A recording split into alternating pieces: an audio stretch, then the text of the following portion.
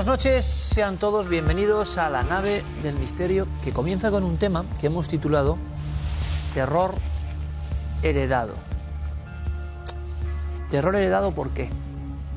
Bien, todo lo que ocurre en el vientre materno sigue siendo un poco misterioso.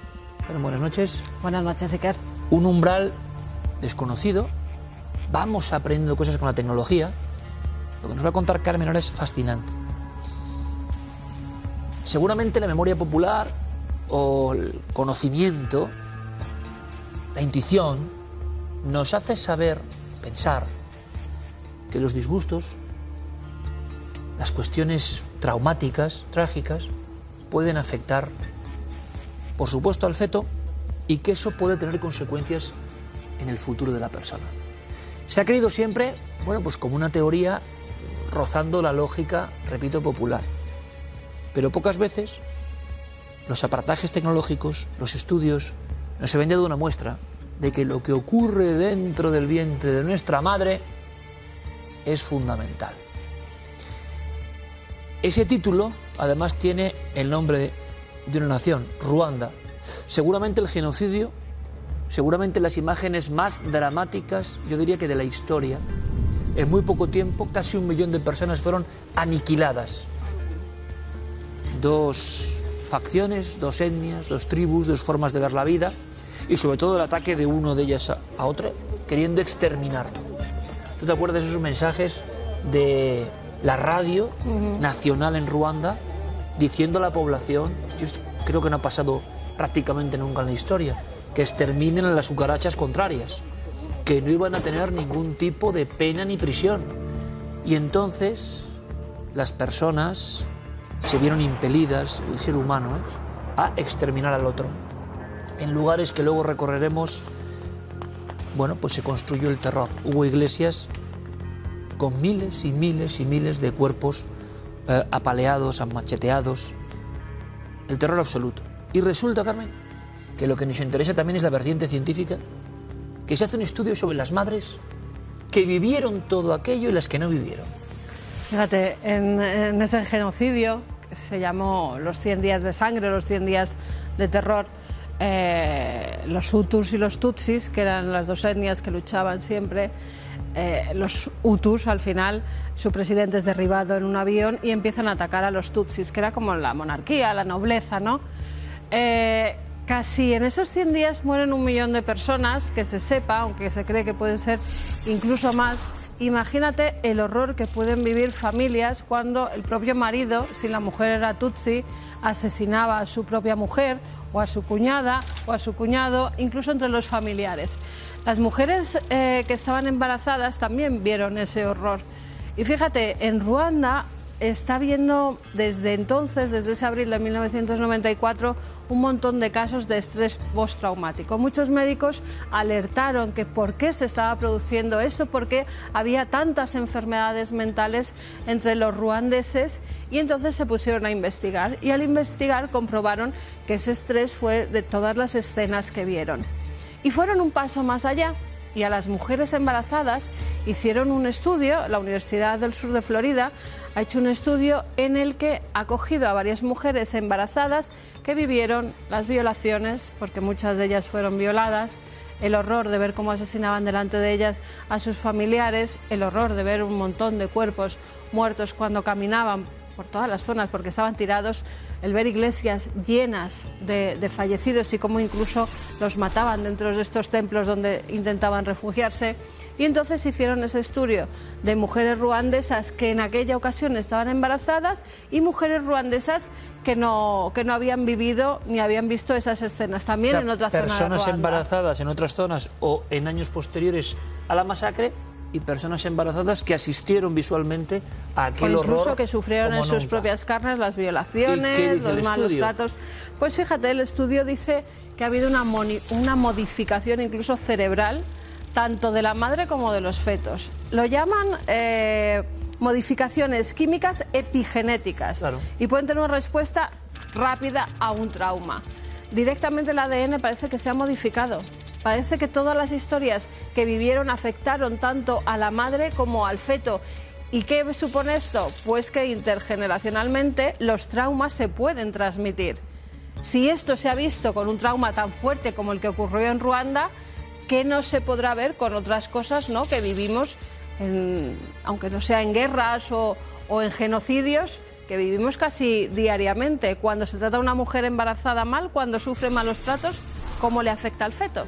Sabemos que evidentemente los nutrientes que pasan en esa parte previa a la vida individualizada son importantes, los nutrientes y los tóxicos. Y siempre se ha hablado de las emociones y de la epigenética, es decir, ahora nos lo contaron los doctores, pero uno tiene un ADN y algunos piensan que ese ADN es una bendición, una condena. Y sin embargo, los investigadores parece que se dan cuenta de que todos los factores ambientales, y ambientales es todo, van haciendo que esos genes que usted tiene mejor o peor desplieguen sus áreas mejores o peores dependiendo de la vida que usted tenga. Es decir, que una cosa es el coche de serie que llevamos y los extras modifican mucho, pero nunca había habido un estudio con tantos sujetos donde de alguna manera se llega a decir, Carmen, que los niños que nacen llevan ya la herida física, heridas cerebrales. Se habla de heridas cerebrales, o sea, que son visuales. Computerizadas ya han visto visualmente cómo incluso se ha modificado esa pero parte ese niño no ha asistido a nada conscientemente. Lo ha asistido a través de su madre. Por tanto, la comunicación madre-hijo, ¿qué está pasando ahí? ¿Qué ocurre ahí? ¿Cómo nos afecta en la vida? ¿Cuántas personas están viéndose afectadas por cosas de las que no son ni conscientes ni culpables? Claro que es que lo que pasó en Ruanda, no sé, deja en mantillas años 90. Ese incidente que tú decías de un avión que cae y una etnia culpa a otra. Y nunca se pudo demostrar. Y los Hutus aniquilan a los Tutsis. Fíjate, están también ahora mismo en tratamiento también los asesinos. Los propios asesinos que todavía están en las cárceles ahora están en tratamiento también psiquiátrico, porque cuando han sido conscientes del horror que provocaron y de las cosas que hicieron, ahora hay muchos psicólogos y muchos psiquiatras trabajando también tanto con víctimas como con verdugos, incluso uniéndolos para que esos traumas se vayan superando poco a poco, porque también hubo muchos suicidios entre aquellos verdugos que de repente asesinaban a sus vecinos que siempre habían sido sus amigos, que hacían comidas con ellos y de un día para otro les dicen tenéis que matarlos, tenéis que acabar con toda la etnia Tutsi. Y entonces entraron como en una nube de violencia y de racismo, en la que al final pues a sus propios amigos los asesinaban a machetazos y las personas que no hicieron nada, que eran hutus y que no hicieron nada, también hoy en día están en tratamiento por no haber socorrido a sus vecinos o decirle a sus familiares, oye, no hagáis esto, que es una burrada, que es una bestialidad. Bueno, pues en Ruanda está habiendo una serie de problemas mentales tremendos que se están empezando a tratar ahora después de tantos años. Ruanda, el terror heredado. Hace prácticamente 25 años, 1 millón de personas exterminadas, como yo diría que como nunca prácticamente en la historia. Bien, pues tenemos al primer periodista que estuvo allí cuando todo sucedía. Tenemos al doctor que estuvo allí asistiendo, tenemos a expertos en epigenética que nos van a decir cómo esto puede trasladarse a nuestra vida cotidiana, es decir, cómo nos ha podido afectar lo que ha pasado aquí en el útero, en la catedral materna, qué ha ocurrido. Bien, precisamente Vicente Romero y Miguel Romero nos dejan algunas piezas que definen perfectamente los tratamientos de las personas que ahora están haciendo ese trabajo psicológico sobre el gran terror de Ruanda. Vamos a verlo.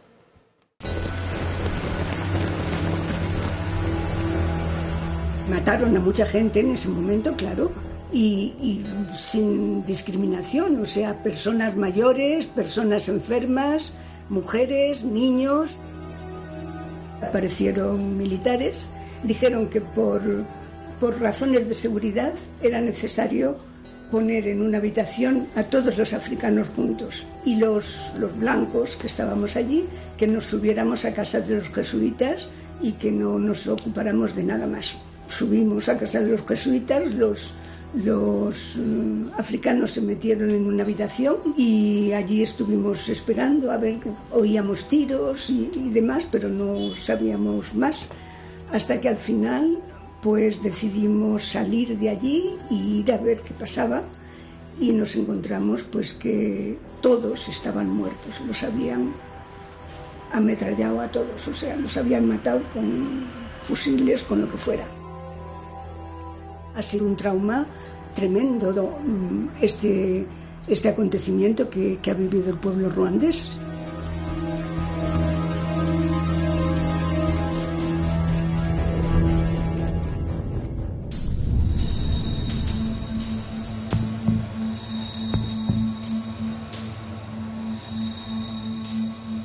Mesa de excepción.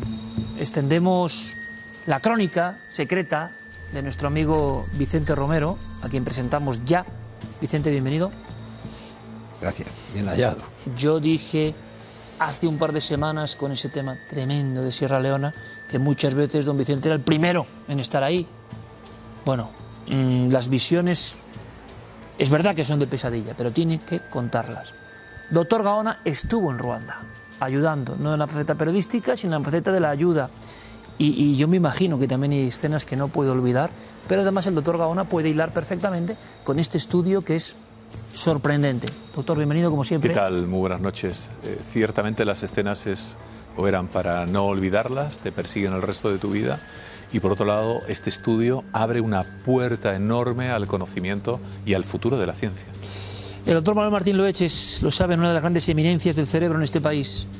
El término que esta noche aprendemos, que es muy interesante, epigenética, bueno, venimos con ese estándar de ADN, pero resulta que el ambiente, ¿y qué cosas entran en el ambiente?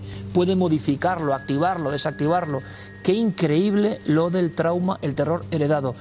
Como siempre, Manuel, bienvenido. Gracias. Gracias por estar aquí con nosotros. Encantado de estar aquí. Si os parece, tú y yo no hemos estado en Ruanda. No. Vicente y el doctor sí. Mire, Vicente, hay unas escenas que yo he visto solo como espectador con Carmen para este estudio. Es más, te voy a ser sincero, las descubro casi por vez primera a raíz del estudio, fíjate, ¿eh? Como todo en la vida no estaba, digamos, con el punto de vista afinado y me di cuenta del terror. Había unas iglesias, Nyamata y otras iglesias. Cuando he visto ahora las escenas de lo que hay ahí, no me puedo imaginar cómo lo viste tú, porque tú lo viste de otra manera. Ahora hay ropas, miles de fardos de ropas, puñales como ese, ¿no?, que tienes ahí. Eso lo primero, siempre empezamos con algo personal, eso lo traes y es una reliquia terrible de todo este mundo que vamos a contar. Es una variante de las humapangas, de instrumentos de trabajo de los campesinos ruandeses que fueron utilizadas para la matanza cuando se dio la orden de degollina general contra los tutsis. Miles de personas murieron a golpes de humapanga y cuando los asesinos se retiraron desordenada, precipitadamente hacia las fronteras, en las fronteras tenían que arrojar las humapangas y se formaban verdaderos montones de las armas utilizadas para ese genocidio, ¿no? Y de allí tomé como siniestro recuerdo esta humapanga que, a pesar de que es un instrumento de cierta belleza, mi mujer nunca me dejó colgar en casa porque decía que era un recuerdo demasiado siniestro. No me extraña, y está gente, escondido en el fondo de un armario. A mí me ha puesto los pelos de punta sabiendo lo poco que sé de Ruanda. Tú llegas allí, a esas iglesias, por ejemplo, a esas montañas de uno de los genocidios más increíbles que se han vivido en el último siglo, y ¿cómo fue la entrada en esas iglesias? ¿Qué imagen te viene cuando entras en esas iglesias donde muchas personas tutsis habían intentado buscar auxilio, ¿no?, y se encontraron con el terror más absoluto que podemos imaginar? Sí, habría que decir que no había entrado ningún equipo de prensa de ningún país, que la matanza se estaba produciendo todavía. El 6 de abril, un misil SAM-16 derriba el avión del presidente Javier Imana, que venía de unas reuniones tratando de establecer la paz con los tutsis en una guerra que duraba ya más de 4 años, y El avión es derribado porque Javier Arimana se había convertido en un obstáculo para el propósito de esa extrema derecha hutu que quería acabar con el problema con una, comillas, solución final, es decir, exterminando a esa minoría del 15% que formaban los tutsis. Entramos en una aventura que no es para contar aquí porque se nos estropeó el coche después de atravesar con él todo Uganda y no nos quedó más remedio que apropiarnos de un microbús del tomar prestado, ¿no? Tomar prestado, diciendo que lo alquilábamos por un par de horas para hacer turismo, un microbús del transporte público con el que recorrimos Ruanda entera con la, no sé si decir protección o vigilancia de un comandante del FPR que trataba de impedir que filmáramos algunas cosas o de llevarnos a los sitios que él pensaba que era beneficioso para su causa mostrar. Uno de esos sitios fueron las iglesias, y dentro de esas iglesias, algunas muy conocidas, como Nyamata, etcétera, llenas de cadáveres, otras menos conocidas. La que más me impresionó fue la de Rucara, una misión española, donde había una explanada antes de la pequeña iglesia. La explanada estaba llena de cadáveres de gentes que habían tratado de huir y habían sido cazados sobre la marcha. Entramos en la iglesia estaba con el suelo cubierto de muertos, la sangre de las víctimas de los golpes de las Humapangas llegaba hasta 1,5 metros, 2 metros de alto en los muros de la iglesia. Había cadáveres hasta en el altar mayor y Canete, Evaristo Canete y Antonio Gálvez, que formaban parte de ese equipo conmigo, decían si hay que pisar los cadáveres para llegar allí, pisar sobre las partes duras, sobre los brazos, sobre los muslos, no sobre el vientre o el pecho, porque os hundiréis, ¿no? El olor era insoportable, el silencio absoluto, se oía únicamente el volar y los ruidos de los insectos que infectaban aquella pequeña estancia, ¿no? Iglesias con miles de cadáveres, Vicente. Iglesias con miles de cadáveres. Porque muchos jóvenes no saben de esto. Esto pasó en el 94, esos 100 días de sangre que se llamó, ¿no? Pero, y una cosa antes de... Pero tú, ahí, con 2 personas, entrando ahí, todavía con el conflicto, te puedes encontrar con cualquier cosa, claro. Puedes encontrarte con personas con la Humapanga que van a por ti, ¿no? No, íbamos ya en terreno conquistado por el FPR, por el Frente Patriótico de los Tutsis, íbamos con esa protección, vigilancia de un comandante. No había riesgo, había esa sensación de angustia y de dolor que te produce ver todos aquellos cadáveres, no sé si decir aún frescos, que ya empezaban a tener un olor insoportable, ¿no? Ver los niños, las mujeres, los ancianos amontonados, asesinados a golpes. No fue el único sitio y los ruandeses, el gobierno tutsi que se estableció después de la victoria de los tutsis en la guerra, ha mantenido algunas de esas iglesias sin recoger los cadáveres, como símbolo, ¿no? Dejando que se pudrieran, que fueran devorados por las alimañas y quedan solo las partes más duras, ¿no? Los cráneos, sobre todo, ¿no? E incluso hay un sitio en la provincia de Gikongoro, Moteni, que es difícil porque hay que pronunciarlo como ellos y transcribirlo al castellano, donde se asesinaron en el interior de una escuela técnica en el que el obispo y el alcalde dijeron que la gente que se había refugiado en las iglesias se refugiaban en las iglesias pensando que al ser un lugar sagrado allí no se atreverían a matarlos. Los que se refugiaron en ese enorme complejo de esa escuela técnica fueron asesinados allí y se afirma que fueron 45.000 muertos en esa zona de Gikongoro. Esos cadáveres fueron sepultados por las tropas francesas y para ocultar la fosa común construyeron encima una pista de voleibol. Pero algunos fueron extraídos y otros, como lo que les importa es el símbolo, trajeron cadáveres de otras zonas que fueron bañados en cal y que permanecen amontonados. Miguel Romero los filmó y los podemos ver amontonados como en un museo del horror.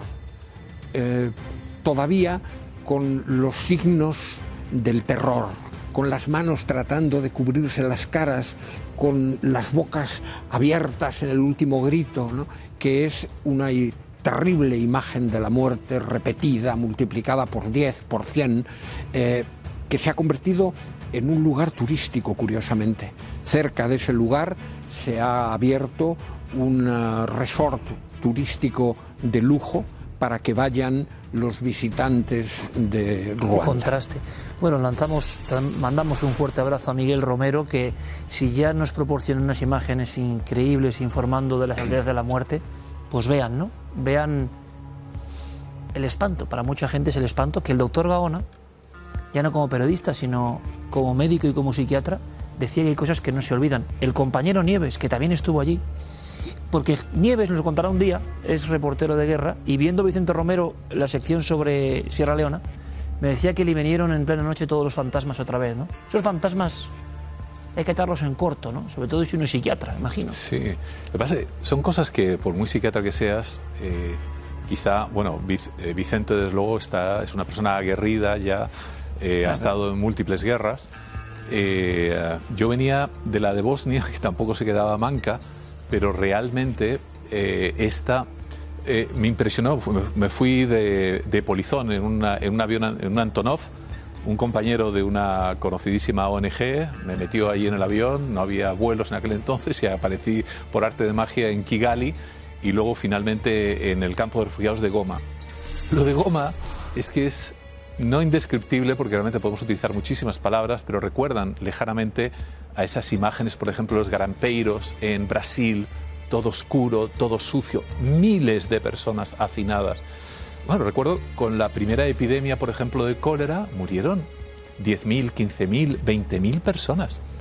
Las fosas comunes, que ya puestos a recordar, lo digo para que los telespectadores puedan imaginar, se parecen mucho a esas imágenes que pueden haber visto de los campos de concentración de la Segunda Guerra Mundial, en el que los cuerpos ya totalmente desnutridos, que han perdido todos los líquidos por las diarreas, primero fue el cólera, luego nada más a acabar el cólera vino otra epidemia además de disentería, esos cuerpos esqueléticos que estaban en los últimos. Estoy convencido que algunos de ellos, no me extrañaría, Vicente creo que tiene alguna anécdota al respecto, que los enterrasen vivos, porque en alguna ocasión evidentemente estaban prácticamente en coma y nadie se molestaba ahí en distinguir si estaban vivos o estaban muertos, ¿no?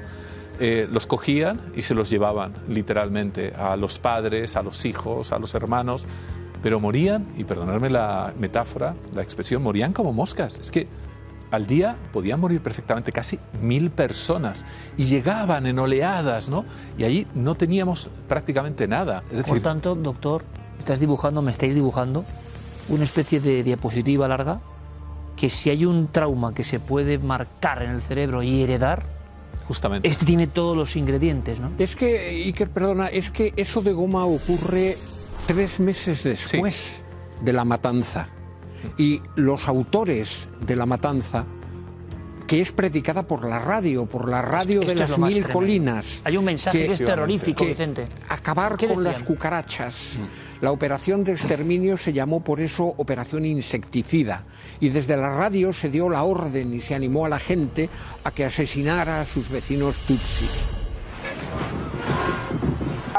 À tous les Guinéens qui nous écoutent, oui, à tous les Guinéens qui nous écoutent, le Rwanda appartient à ceux qui le défendent vraiment.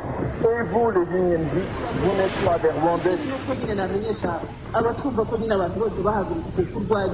Inyenzi Inkotanyi narabwiye abasirikare bacu nibo ba mbere mbabwira urubyiruko rwagutse kugira ngo bafashe abasirikare bacu, mbabwira inkumi, mbabwira abasore, murabyumva rero inyenzi ntabwo zishobora gukandira abantu bose. Turwana tugatsinda inyenzi Inkotanyi burundu bazodutwira urubanza n'ububaho kuko ruzaba turarwanya kandi batsinda nidutsindwa se birumvikana iyo twarigitira mu gihugu. Ubwoko bw'abantu bari Imana umuntu izadufasha kugira ngo tubateme, niyo mpamvu ariko tugomba guhaguruka tugasema abantu babi, ubwoko bw'iby'inkotanyi ikora abantu babi, abantu rero bagomba gukira kuko nta bundi bwose tugomba kugenda. Yo creo que todos llevamos en el fondo un chip tribal, el tribal en el que nos sentimos muy añadidos, muy fieles a nuestra tribu, a nuestro entorno. Pero evidentemente hay factores detonantes, ¿no? En este caso, sin lugar a dudas, por ejemplo, la propia radio ruandesa, el odio que justamente antecedía, odio de clases además. ¿De euforia asesina o qué es eso? Unos eran más bien agricultores, los otros eran ganaderos, con más dinero. Es decir, vemos una vez más el símil con los nazis, los judíos, los que tienen el dinero, etcétera, etcétera. La riqueza, ¿no? Esa envidia que todo ser humano tiene y que además, entendámonos, suele achacar la propia pobreza a la riqueza del otro. Yo creo que por ahí van un poquito los tiros. Bueno, sí. Hay que decir, para completar lo que está narrando Gaona, que no hubo solo una matanza. No hubo una matanza de tutsis por los hutus, sino que inmediatamente se produce una reacción de venganza con una segunda matanza. La mayor parte de los muertos de Goma son hutus. Sí. Pero es que, por ejemplo, en la localidad de Biumba, donde pasamos una de las noches más amargas de nuestra vida, Antonio, Evaristo y yo, porque tuvimos que dormir... ¿Que recoges en el libro? Sí, tuvimos que dormir en la iglesia de Biumba como unos privilegiados. Los periodistas somos siempre unos privilegiados, que nos refugiamos en unas burbujas de bienestar, que son hoteles, cuarteles, sitios a los que no pueden acceder más que esos privilegiados de la prensa, ¿no? Y nuestro privilegio fue dormir en una habitación de la sacristía, separados de la iglesia por una pared, y en la iglesia había centenares de personas que dormían en el suelo. A nosotros nos dieron unas mantas, que no tenían que comer más que el rancho que compartimos con ellos, y que pasaron toda la noche llorando, gimiendo, hablando entre ellos, y nosotros sin poder dormir al otro lado de la pared escuchando esa banda sonora, si la recuerdas, aquel murmullo terrible de quejidos, de lamentos, de voces que nos hacían guardar silencio porque no nos atrevíamos a decir nada, ¿no? Pero allí en Biumba, un cura belga, un padre blanco belga, Jean de Becker se llamaba, nos contó que lo que hicieron las tropas tutsis, nada más entrar, fue tomar prisioneros y fusilarlos directamente, tanto militares como civiles. Quiero decir que a esa orden de genocidio siguió después una venganza masiva, ¿no? O sea, hemos dibujado el lugar perfecto para que algo a nivel epigenético ocurra. Manuel, lo que nos llega de este estudio, que me parece tremendamente interesante, es algo que todos habíamos oído casi a nivel popular o que imaginábamos, que lo que pasa en el vientre materno marca. Pero sí, claro, sí. ¿Y esto? ¿Cómo lo interpreta un estudioso del cerebro como tú? Se ha demostrado que hay heridas mentales de alguna manera, aunque los niños dentro del vientre materno aparentemente ni no eran sienten conscientes. ni saben nada, pero a ellos les llega algo que todavía está por explicar cómo es exactamente lo que está ocurriendo para que le llegue al niño y altere no ya sus genes, porque hablamos de epigenética y no de genética. Entonces lo que se altera no son los genes, sino la forma de expresar los genes. Que los genes ¿Cómo se encienden y apagan para exacto, son los ¿no? que son, pero los podemos encender, apagar, encender mucho, encender poco, anularlos totalmente. Y eso ocurrió en las madres porque lo que presentan estos hijos son características que aparecen en personas que sufren un trauma, que lo sufren ellos directamente. Pero lo que se ha comprobado es que el niño que estaba ahí en su vientre materno, ¿no?, que no se enteraba de nada, digámoslo así, pero físicamente sí se estaba enterando. No sabemos exactamente cómo, pero la forma de expresarse los genes de estos niños ha derivado en que cuando son adultos muestran unas alteraciones que son propias de personas que han padecido un estrés postraumático. Doctor, ¿esto quiere decir de alguna manera que existen cicatrices mentales, que algo pasa, o quizá que el bebé es mucho más consciente de lo que pasa en el exterior de lo que imaginamos? La idea es, el cuerpo reacciona. Entonces se altera todo el organismo y se acaba alterando el cerebro, evidentemente.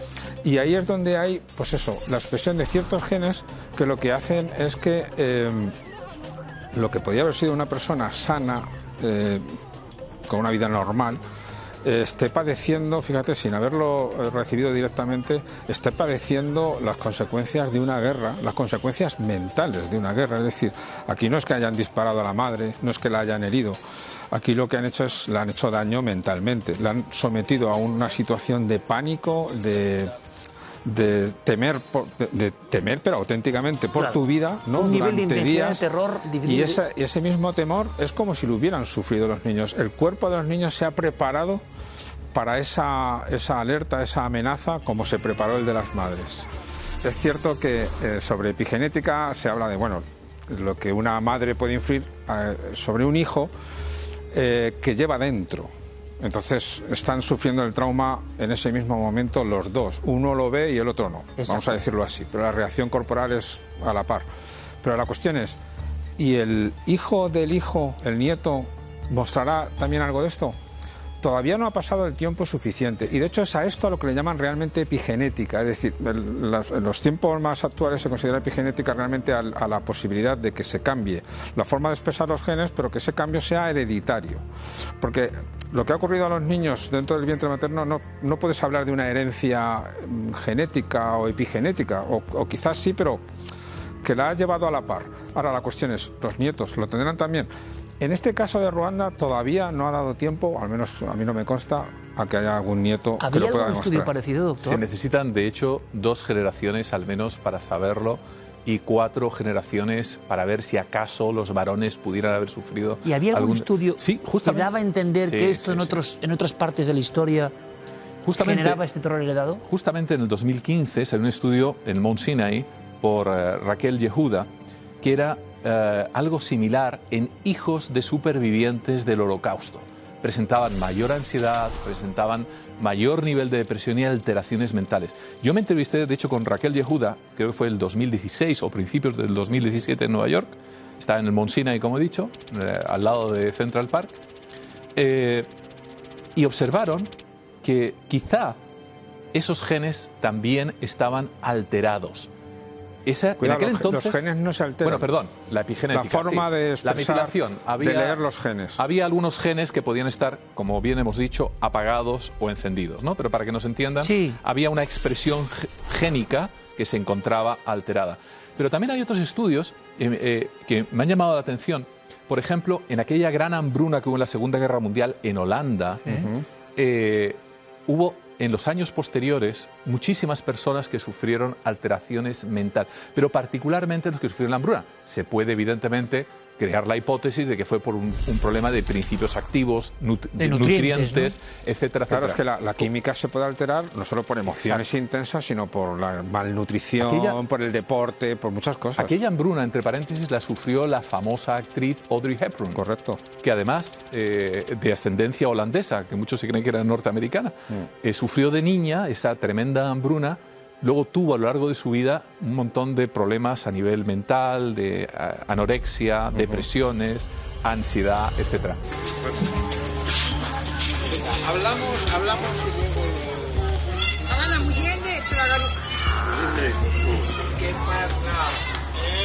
¿Qué pasó después de este genocidio? Hay un régimen duro. Es lógico, si vemos también que en todas las guerras civiles en las que se han producido actos de barbarie, las consecuencias se mantienen durante mucho tiempo, ¿no? Me venían a la memoria algunos personajes, como por ejemplo el niño al que conocí en Biumba. Todos los supervivientes de las matanzas son muertos a los que mataron mal. Es decir, a los que dieron por muertos después de haber intentado ejecutarlos. Muchos de esos supervivientes quedaron sepultados bajo los cadáveres de sus familias y de los vecinos y permanecieron allí, inmóviles, durante 2 o 3 días hasta ser rescatados. Qué difícil tiene que ser superar esa sensación. Yo recuerdo un niño en Biumba con la cabecita toda vendada, no sé cuántos años tendría, 3, 4, 5 como mucho, y no paraba de rascarse todo el tiempo. Llevaba ya pues, un par de semanas o más después tratando de recuperarlo y no paraba constantemente de rascarse, ni jugaba ni sonreía. Recuerdo otro niño llamado Berwa, que se presentó en un orfanato cerca de Kigali, en un orfanato de unos misioneros italianos. El niño había oído decir que aquel gran caserón era la casa de los niños que no tenían papás. y de repente, una madrugada, llamaron a la puerta, abrió uno de los misioneros y se encontró aquel criajo que decía: tengo que venir aquí porque ya no tengo papás. Le hicieron entrar, le preguntaron su historia y él contó que esa noche delante de él habían matado a su madre. Los misioneros fueron efectivamente a la casa, guiados por el niño, y allí estaba el cadáver de la madre y de muchos otros alrededor de la casa. El niño se quedó en el orfanato y me decía el cura italiano que lo cuidaba, me decía que no había vuelto a jugar ni había vuelto a sonreír nunca, ¿no? ¿Cómo no va a estar dañado aquel crío y tantos otros? Tú fíjate la postal que tiene que ver con un trauma tan potente que no nos extraña nada. Claro, por algo se ha hecho el estudio con Ruanda, ¿no? Saben que el nivel de terror vivido, si hay un ejemplo, pues tiene que concentrarse en esas neuronas, en esas personas, y la sorpresa de los investigadores que en el fondo nos cuentan algo que todo el mundo intuía, que evidentemente la conexión entre la madre y el hijo pasan muchas más cosas de las que podamos imaginar. Estas historias de niños que se ha encontrado Vicente y cómo lo cuenta, pues nos dejan un poco estupefactos, ¿no? Ahora que hablamos de guerra y que está ocurriendo, ahora te vas para allí. Efectivamente, sí. Dentro de unos pocos días a entregar ambulancias, 15 toneladas de historias y tal. Y justamente cuando estábamos preparando el programa, me imagino que vosotros también, pensaba en lo que eso mismo que estamos contando está sucediendo en este instante, en otro lugar relativamente cerca nuestro, ¿no? Eso mismo, exactamente eso mismo, esos niños abandonados, esas familias destrozadas, esas violaciones, esos asesinatos muchas veces, ¿no? En la guerra no se distingue evidentemente si es un crimen, una bomba o qué es lo que es. La cosa es que lo más querido tuyo es muchas veces muerto ahí mismo, delante tuyo. Bueno, Ruanda como uno de los ejemplos, ha habido películas, ha habido, bueno, historias. Vicente Romero tuvo un Ondas internacional, ¿no? Por Hotel Kigali era. Hotel Kigali, que era, igual que en Madrid le llamaban a los calabozos favoritos del franquismo, en la Puerta del Sol le llamaban el Hotel Sol, en Kigali, a la cárcel de Kigali, le llamaban el Hotel Kigali. Era una cárcel absolutamente abarrotada de prisioneros, en las que había hombres, mujeres separados, niños desde recién nacidos, una niña, me acuerdo, llamada Avicera, Esperanza, es la traducción, había nacido en esa cárcel. Había niños, uno de ellos acusados de genocidio, de participar en esa matanza general. A uno de ellos le preguntamos cuál era su mayor deseo y dijo: "Ambumbum, un caramelo". Y volvimos al día siguiente a llevarle unos caramelos. Pudimos entrar y filmar esa cárcel donde no habían dejado filmar. No sé si tiene que darme vergüenza confesarlo, después de falsificar un papel diciendo que íbamos a hacer una inspección humanitaria en nombre de la Cruz Roja. Y nos dejaron entrar y movernos por toda la cárcel, escuchar las historias de los presos, y que en definitiva eran, no cabía duda, la mayor parte por lo menos, eran personas que habían sido ejecutores de sus vecinos, ¿no? Pero allí estaban con sus propios miedos, con sus propias miserias, en manos de sus enemigos, en una situación de indefensión absoluta. El programa efectivamente ganó un Ondas internacional, no por mí, lo ganó por la espléndida fotografía de Jesús Mata, que ya no está entre nosotros, y que retrató magistralmente el terror en los ojos de aquellos negros, no es una palabra ofensiva, ellos la utilizan, de aquellos negros en la oscuridad de las celdas, sin prácticamente luz, con el blanco de los ojos, con los ojos desorbitados por el miedo, viendo que llegaba aquel grupo de blancos con una cámara, ¿no? Eso fue lo que motivó que el reportaje de Informe Semanal Hotel Kigali ganara un Ondas internacional. No me extraña, seguro que don Vicente Romero puso algo de su parte, ¿verdad? Hasta la próxima crónica, Vicente, que nos dejas un poco... No me extraña el compañero Nieves, que un día tenemos que traer aquí a hablar de esto. Me han vuelto todos los fantasmas, ¿no? Me han vuelto en la noche todos los fantasmas. Doctor, mucha suerte, muchas gracias. Muchísimas gracias. Y como tú dices siempre, la ciencia abre una ventana, lo que parecía imposible. ¿Verdad? Resulta que terror heredado. Ahí es nada. Doctor Manuel Martín Lueches, como siempre, mil gracias, amigo. Y Gracias el cerebro, esta caja prodigiosa, Que aún tiene deja muchos heridas, misterios. ¿verdad? Ahí está. Deja heridas. Hay que cuidarlo. El cerebro Hay que hay que cuidarlo. cuidarlo, los que podamos. Gracias, Manuel. Vicente, hasta la próxima. Gracias. Hasta pronto, amigos. Yo sé que es un poco fuerte, porque es verdad. Pero la vida es fuerte, claro. Lo que está pasando en el mundo, no. Eligieron Ruanda porque está claro que era el sitio donde el terror alcanzó cotas inconcebibles para lo humano. Vamos a cambiar, ¿no? Porque hace falta oxigenar. Y nos vamos a un paraje del País Vasco. Realmente, bueno, van a verlo aquí.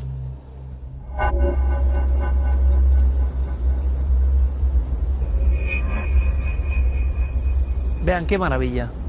Vean qué espectáculo. La cueva de Sandaili, no tan conocida, en pleno corazón del País Vasco. Bueno, también es una historia de intolerancia y lo van a entender enseguida porque hubo personas encerradas allí por diferentes motivos. Siempre el temor al diferente, al distinto. Y a partir de ese instante, como pasa con muchas cuevas, como si fuese una gigantesca cámara de reverberación, la sensación de que algo queda impregnado en sus paredes de roca húmeda. La gran pregunta de nuestro equipo es: toda esa historia, leyenda, mito, verdad, sufrimiento, misterio que pasa en esta cueva, ¿de alguna forma podemos nosotros recuperarlo? La tecnología, desde los robots hasta los 360, ¿pueden sacar algo en claro? Porque hasta robots en su día metimos aquí. Sí, como si fuera una exploración lunar. Llamamos a un robot Milenio 1 en cierta ocasión y parecía que iba hacia Marte, porque hay zonas de esta cueva que no se pueden ver. Pero claro, son las zonas clave y nosotros no podemos dejarles sin esas partes a ustedes, ¿no? Hay que poner los ojos ahí. Bueno, pues lo hemos hecho con esfuerzo redoblado, investigación sobre el terreno. El lugar merece mucho la pena. Cueva de Sandaili. ¿Entramos todos juntos? Vamos allá.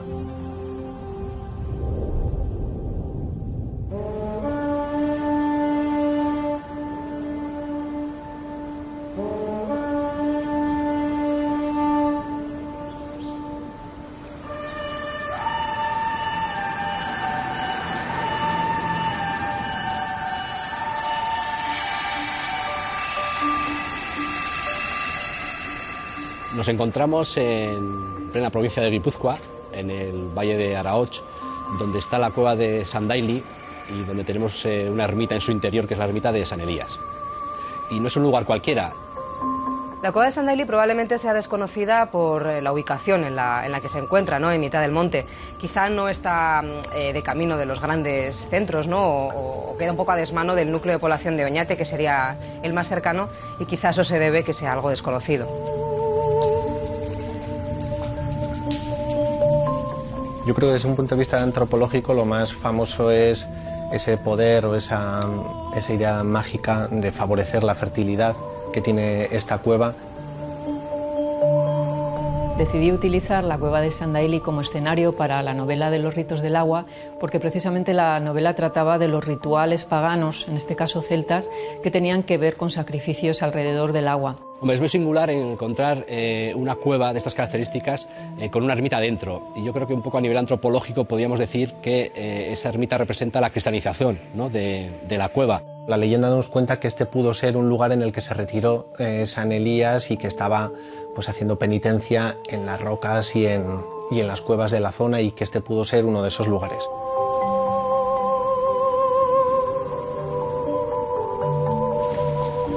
Y de otra versión de esta leyenda también nos cuenta que este santo fue robado a un pueblo alavés por las gentes de Oñati, pues para controlar esa climatología y para, digamos, apaciguar cuando había sequía y pedirle agua al santo.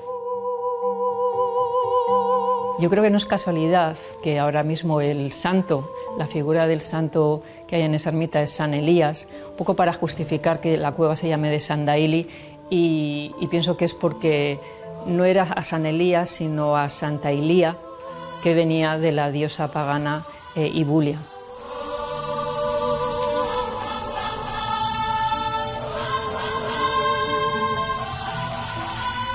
Pues esta deidad está relacionada con lo que son los cultos al agua, a la fertilidad, y de hecho todavía esas tradiciones paganas, a pesar de, digamos, la ermita de San Elías, que es la ermita que cristianiza este lugar, pues lo podemos ver reflejado en tradiciones y en cultos antiguos que incluso han perdurado hasta hoy en día, ¿no?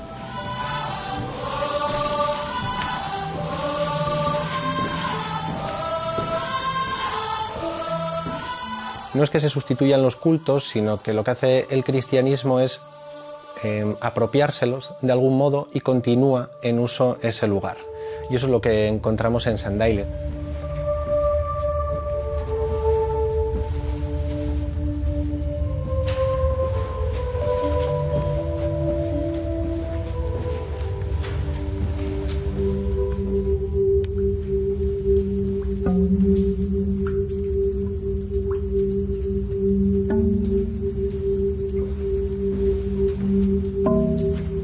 Aunque la particularidad quizá de Sandayle es que tiene, subiendo las escaleras, un espacio, una especie de bañera de piedra donde se recoge el agua que baja de la propia cueva, que se va filtrando y que se recoge ahí.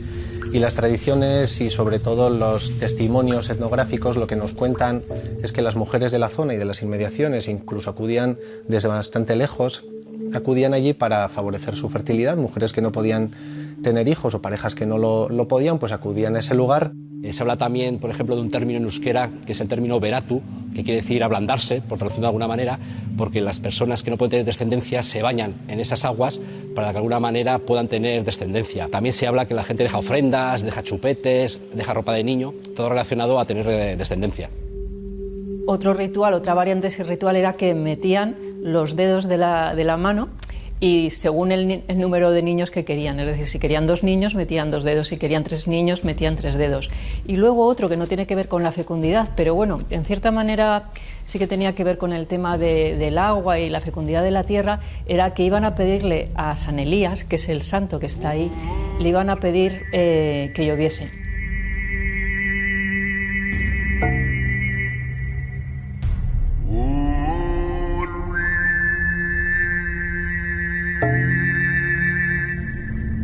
Yo cuando descubro esta cueva, hace ya unos cuantos años, resulta que a mí las noticias que me llegan por parte de gentes de Oñati, la localidad guipuzcoana más cercana a la cueva, es que resulta que en el fondo de esta cueva, pues desde los años 80 la gente dice que escucha lamentos, quejidos, sollozos, incluso gentes aficionadas al mundo del misterio se vienen aquí a hacer psicofonías, ¿no?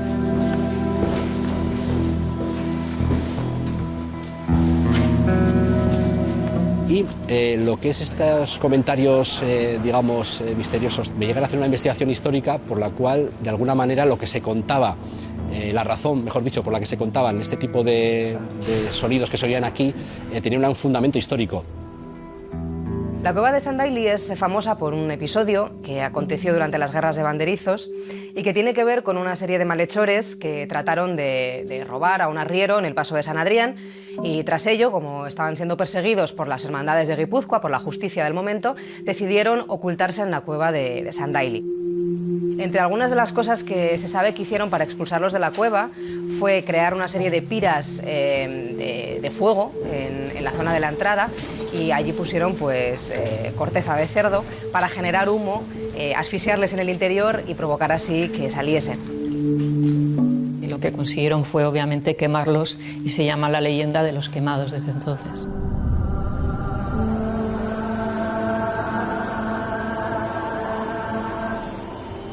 Es un entorno que te das cuenta de que tiene algo como telúrico, mágico.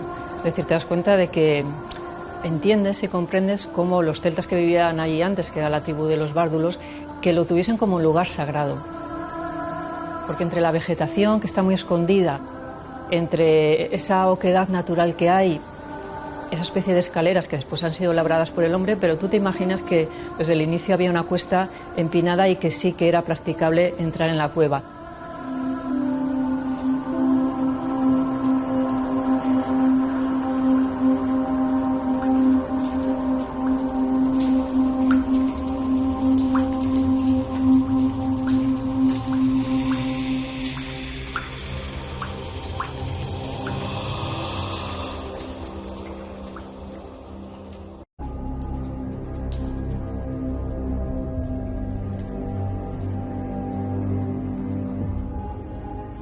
Yo les anunciaba un viaje hipnótico.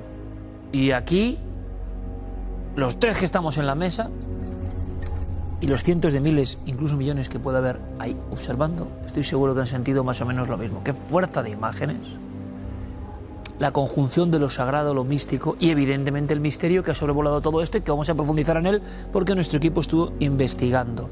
Don Enrique Echazarra, bienvenido. ¿Qué tal, Iker? Buenas noches. Oye, Enrique, siempre tú sabes que lo comentamos, hay pocos investigadores tan tozudos, persistentes, como tú. Y sin embargo, ante un tema, bueno, que hubo unas muertes, hubo una historia mágica de peticiones, es decir, la muerte y la fertilidad, y también investigaciones de las que hablaremos ahora de grupos que fueron allí. Pero pocas veces has encontrado la cerrazón como en este caso. Sí, la verdad es que me ha llamado la atención, porque después de 17 temporadas colaborando con vosotros, nos hemos topado con todo tipo de testigos, que bueno, que todo el mundo tiene derecho a no querer salir en la tele o a no colaborar, pero en este caso ha habido un ambiente un tanto peculiar, y eso que era un tema histórico, antropológico, de leyenda, y de alguna manera pues las gentes del lugar se han cerrado en banda y no han querido colaborar con nosotros. ¿Creéis que hay una teoría para eso o no? Pues hombre, incluso comentarte que he llegado a recibir llamadas de gente desconocida que tenían mi teléfono, que decían que no podíamos ir a grabar allí un reportaje a la cueva, ¿no? Vamos a ver, Enrique, ¿cómo es esto?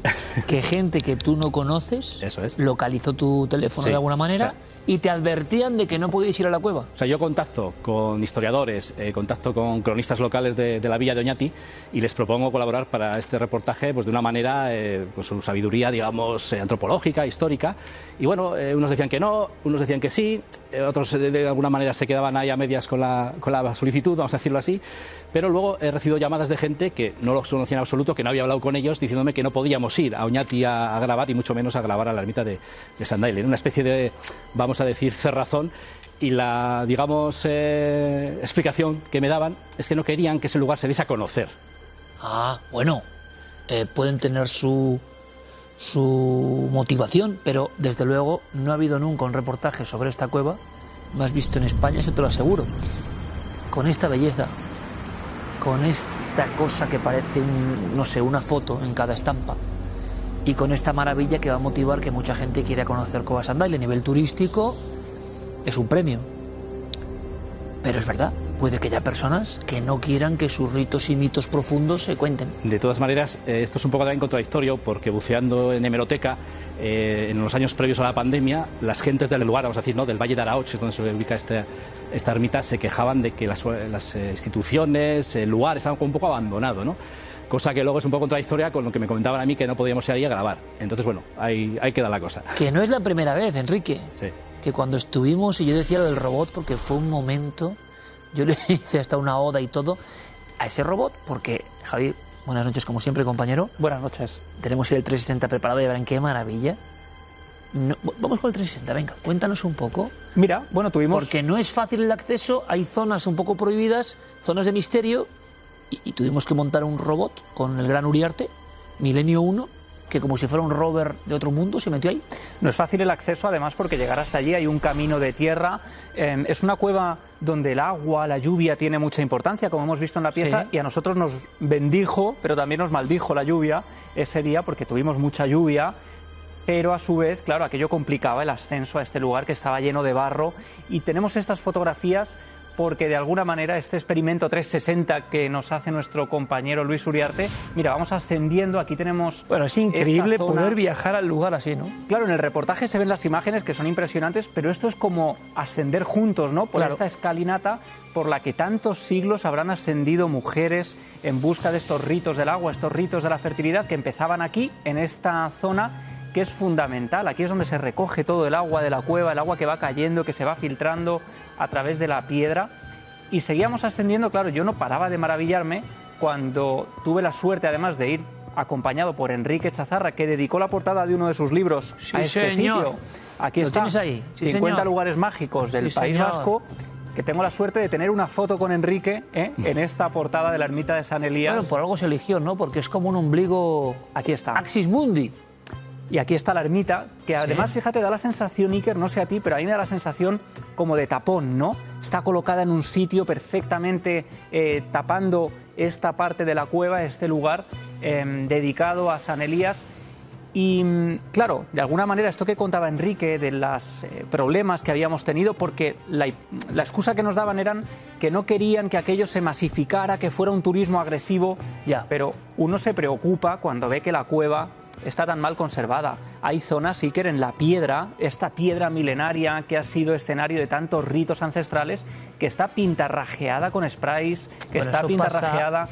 Te sorprende incluso encontrar mesas de merendero, barbacoas dentro de la cueva, es decir, en la fase inicial, ¿no? Que no es la fase profunda donde hubo esas muertes y esas investigaciones. Claro, esta es la fase, la antesala, digamos, ¿no? Exacto, la zona más accesible de la cueva, una zona donde, bueno, se recogían las personas que iban allí en romería, unas imágenes que nos decía Eva Sánchez Urturi que eran impresionantes porque eran casi santas compañías, ¿no? La imagen de ver a una multitud de personas, cientos de personas, con velas caminando en la noche hacia el interior de la cueva para pedir a esta deidad, a esta madre de la piedra, por la fecundidad, ¿no? Y fíjate, vamos ascendiendo en este recorrido 360. Victoriano de Pro, Premio Planeta, le agradecemos su ayuda, que utilizó todos estos ritos del agua para uno de sus trabajos. Claro, que llevas el título además de los ritos del agua, porque ella documentó los lugares del País Vasco donde se llevaban a cabo este tipo de ritos. ¿Y es verdad que te ha contado que hay un personaje que hace de investigador así, Victoriano? Bueno, claro, si lees su trilogía y hay un personaje misterioso, ¿no? que tiene un programa de éxito de misterio en el País Vasco,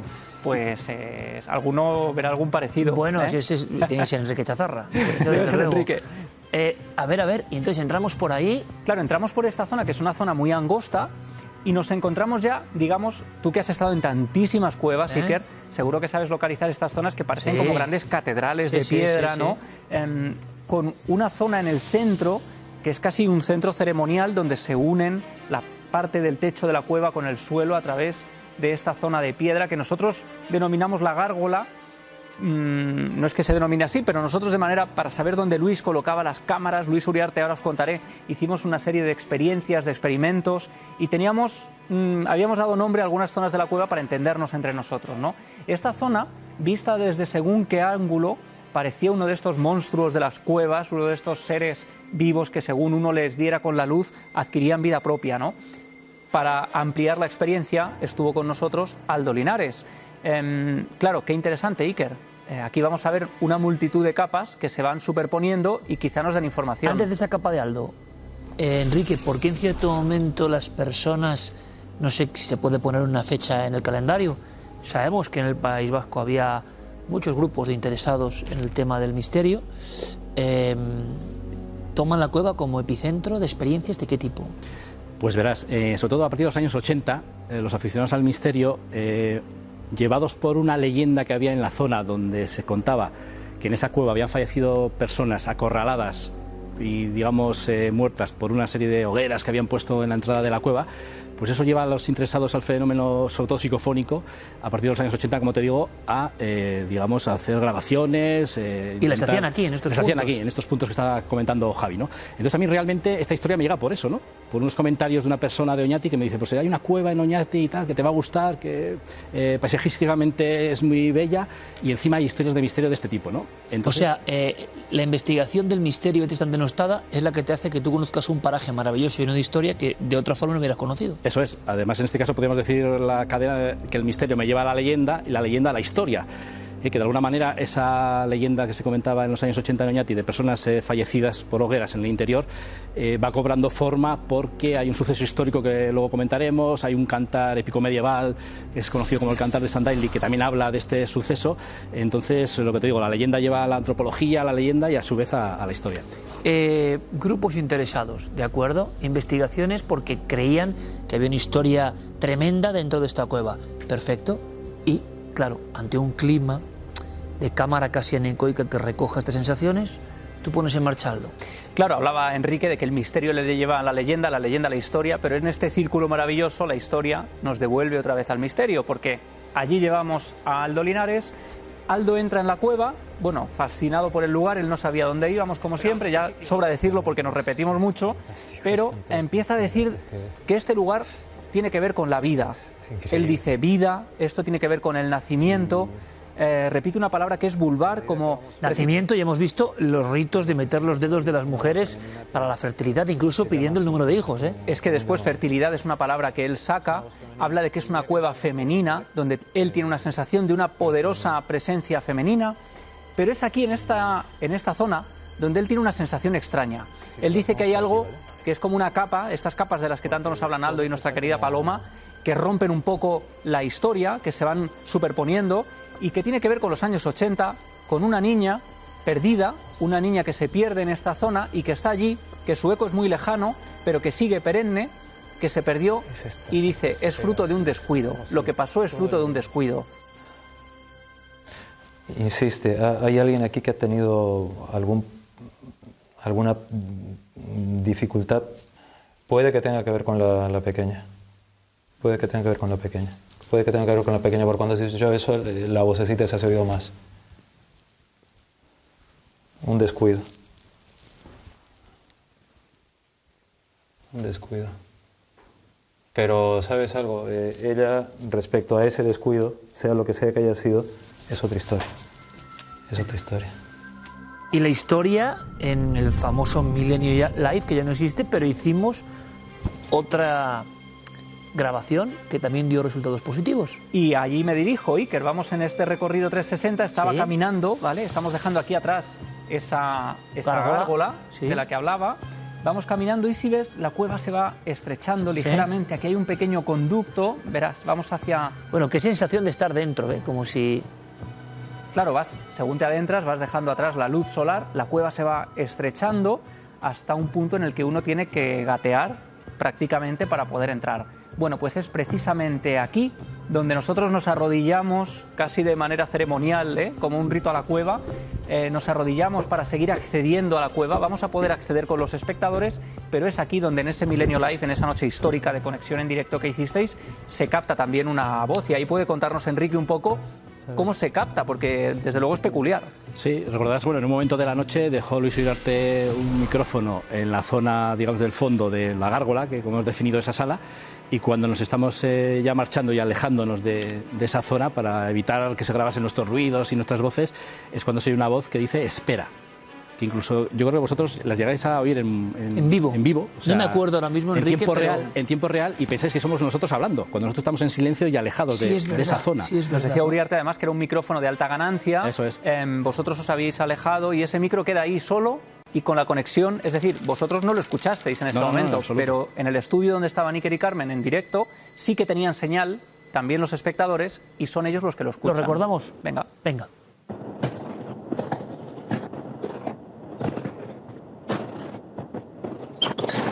Espera.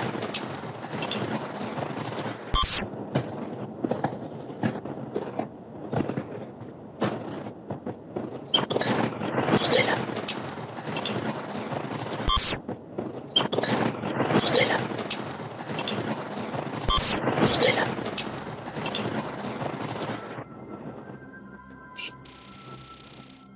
Se oye perfectamente y además no es la voz de ninguno de nosotros, ¿no? Bueno.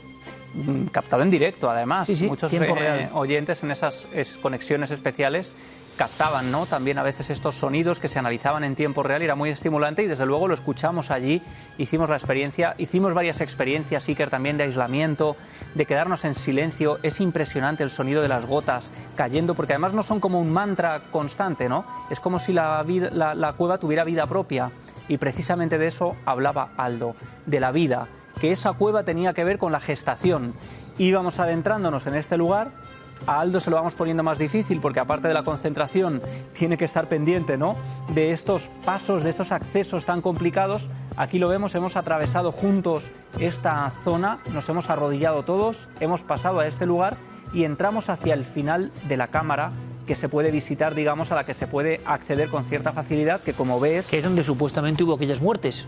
Sí, es donde se sucede. Hombre, revisando la documentación histórica que hay en el Archivo de Mondragón, yo creo que el lugar ha cambiado bastante de cómo es ahora, como era en aquella época, ¿no? Hablamos del siglo XV, finales del siglo XV, y de alguna manera es donde hubo gente acorralada, porque habían robado a un arriero una serie de monedas, aquello trascendió demasiado hasta llegar a oídos del monarca Enrique IV de Castilla, y se formó allí, digamos, cómo sitiaron, ¿no?, a los ladrones de ese momento.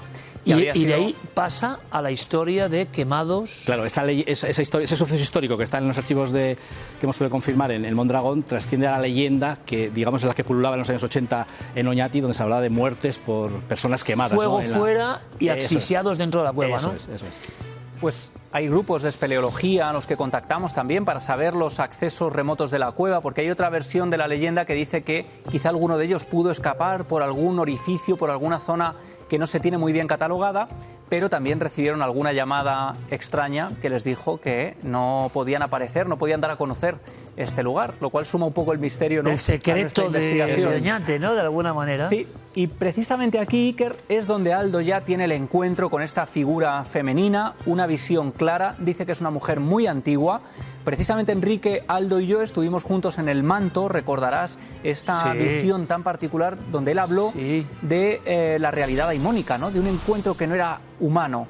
Aquí él decía que sí que era algo humano, pero muy antiguo, algo ancestral, que era, digamos, la ama de la cueva, la dueña del lugar, y que tenía que ver con la gestación, con la vida, y que en un momento dado incluso da una serie de detalles, Aldo, personales, que ella le ofrece sobre alguien del grupo que había tenido problemas para tener hijos, ¿no? Nosotros nos quedamos muy sorprendidos.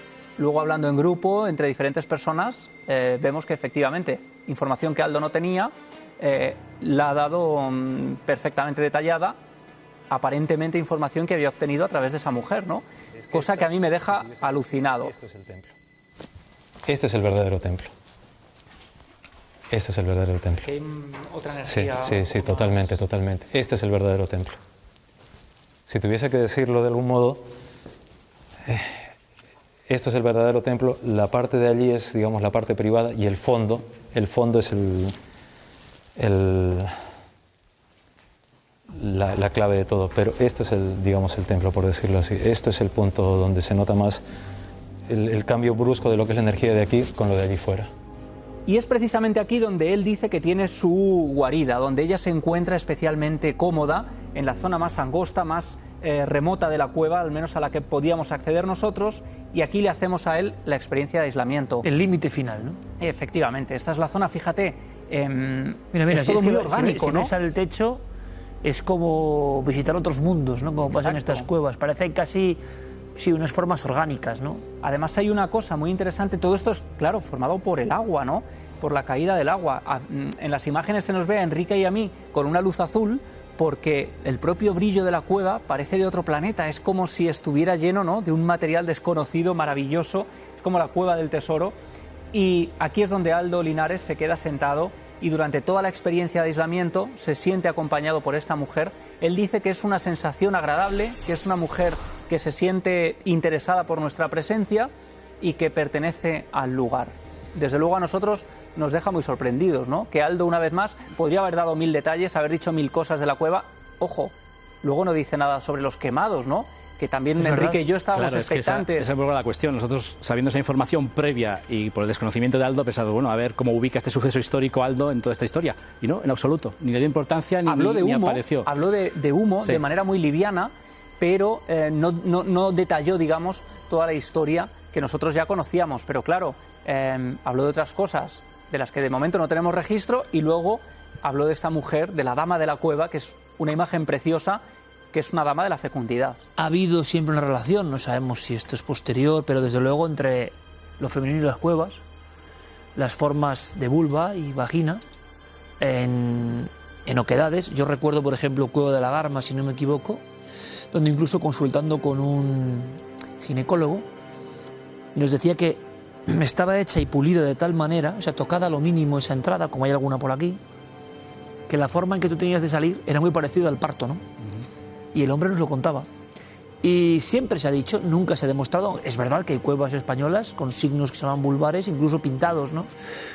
Alguien piensa que pudo haber ritos de nacimiento y renacimiento, pues bueno, lo han dicho todos los estudiosos de las religiones, pero nadie lo sabe. Y lo que hace incluso más especial esta cueva, no solo por, digamos, ese aspecto vulvar que estamos comentando, que comentaba Aldo, es porque, digamos, los ritos de fertilidad confirman, ¿no?, lo que es el lugar en sí. Hoy sigue yendo gente allí Mira, yo he estado varias veces ya y a raíz de mi descubrimiento hace unos años, sí, me comentaban algunas personas de Oñati que igual no se bañan, igual no meten los dedos, pero sí que dejaban ropa de niño, dejaban chupetes, dejaban ofrendas para intentarse quedarse embarazadas, porque bueno, la ciencia y la medicina en principio les había desahuciado y seguían haciendo esos rituales. Es curioso porque hemos hablado en Cuarto Milenio en estas 17 temporadas, Javi, de ídolos que vienen del Neolítico, que siguen siendo adorados, tocados. Bueno, la dama de Margen también, por ejemplo. Claro, hoy. Y ahí tenemos otro elemento donde se junta el agua, la sonoridad, un pasado remoto. Qué conjunción, ¿no? Con la tecnología y los píxeles para descubrir. Ahora, ¿estarán contentos en Oñate, patria del gran Santi Dígoras, el vikingo Oñate, extraordinario extremo de la Real Sociedad campeona mítica de Atocha? Pues no lo sé, pero nosotros lo hemos hecho con la mejor intención. Vamos a ver ahora si no recibe nuevas llamadas don Enrique Chazarra, que es muy suyo, ¿verdad? Hay que decir que en Oñate nos trataron de manera amabilísima y que esta llamada que nos paralizó todo y que nos echó atrás a todos los testigos, a toda la gente que teníamos cerrada, viene de un poco más lejos. Es decir, la gente de Oñate estaba deseando que habláramos de esto, porque saben que para ellos, para el turismo, para los hoteles, para la hostelería, hay hoteles recién construidos, maravillosos en la zona, que están deseando atraer al turismo. Es decir, Oñate quiere que conozcamos este lugar, la gente de allí. Habrá de todo, ¿no? Pero este equipo estas no llamadas... para nadie, ¿eh? Claro. No para nadie. Gracias a Sandy Urturi, claro que sí. Gracias a... Bueno, qué maravillosa labor hacen nuestros amigos Isabel Mellén. Gorka de Monaín. Increíble, sí, a la medieval. Sí, increíble. Sí. ¿Sabes lo que ocurre? Que esta cueva de Sandaili, aunque la pieza no se comenta y lo estuvimos comentando, resulta que tiene que ver un poco también con los eremitorios, porque muy cerca de esta cueva están localidades alavesas, ¿no? Hay frontera natural con Álava y los de Álava medieval controlan un poco la zona y hay cierta relación de San Elías, que fue expulsado de un pueblo alavés, cuenta la leyenda, para, digamos, refugiarse en esta cueva como eremita, ¿no? Oye, Enrique, una cosa, tú dabas una boda al arma sobre unas pinturas enigmáticas, total, que son las de Alaiza. Sí. Unas pinturas a las que hemos dedicado aquí un reportaje maravilloso. Precisamente los amigos de la medieval estaban luchando por eso. Había habido unas inundaciones, no se preocupaban por ello, pusimos el grito en el cielo. ¿Ha pasado algo? Pues de momento no hay novedades. La cuestión es que no solo Álava medieval, sino en general, digamos, todos los historiadores de Álava pues ponían un poco el grito en el cielo porque se estaba inundando lo que es la ermita, la iglesia de Alaiza, y eso estaba creando un ambiente con muchas humedades, con mucha cal, con mucha condensación. Que podía afectar unas pinturas únicas en el mundo. Eso es, y podía llegar a afectar. Entonces, no se trataba solo de las únicas, el único remedio que ha puesto el obispado, de que, digamos, son propiedad esta iglesia, es limpiar, achicar el agua y barrer. Había que hacer algo más para prevenir esas futuras, digamos, afectaciones, ¿no?, por la humedad en las paredes y, claro, que se pierda esa maravilla histórica y patrimonial. Como ven, estas pinturas enigmáticas de las que hemos hablado, todavía por descifrar, únicas en el mundo, son patrimonio, ¿no?, y que tenemos que cuidarlo. Para eso hay gente que, bueno, pues se deja un poco la vida, ¿no?, lanzando este mensaje.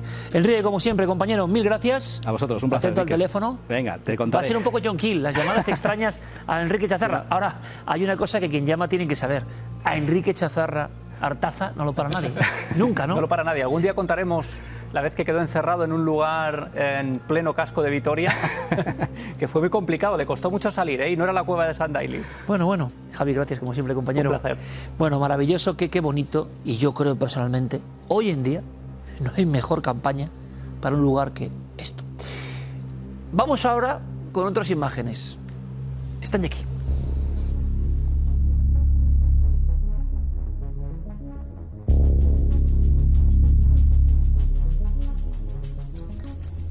Y de la España mágica y de este lugar tan prodigioso, venga, vamos a echarle un poquito de salsa, también de cierto humor, ¿no?, que aparece. Madre mía.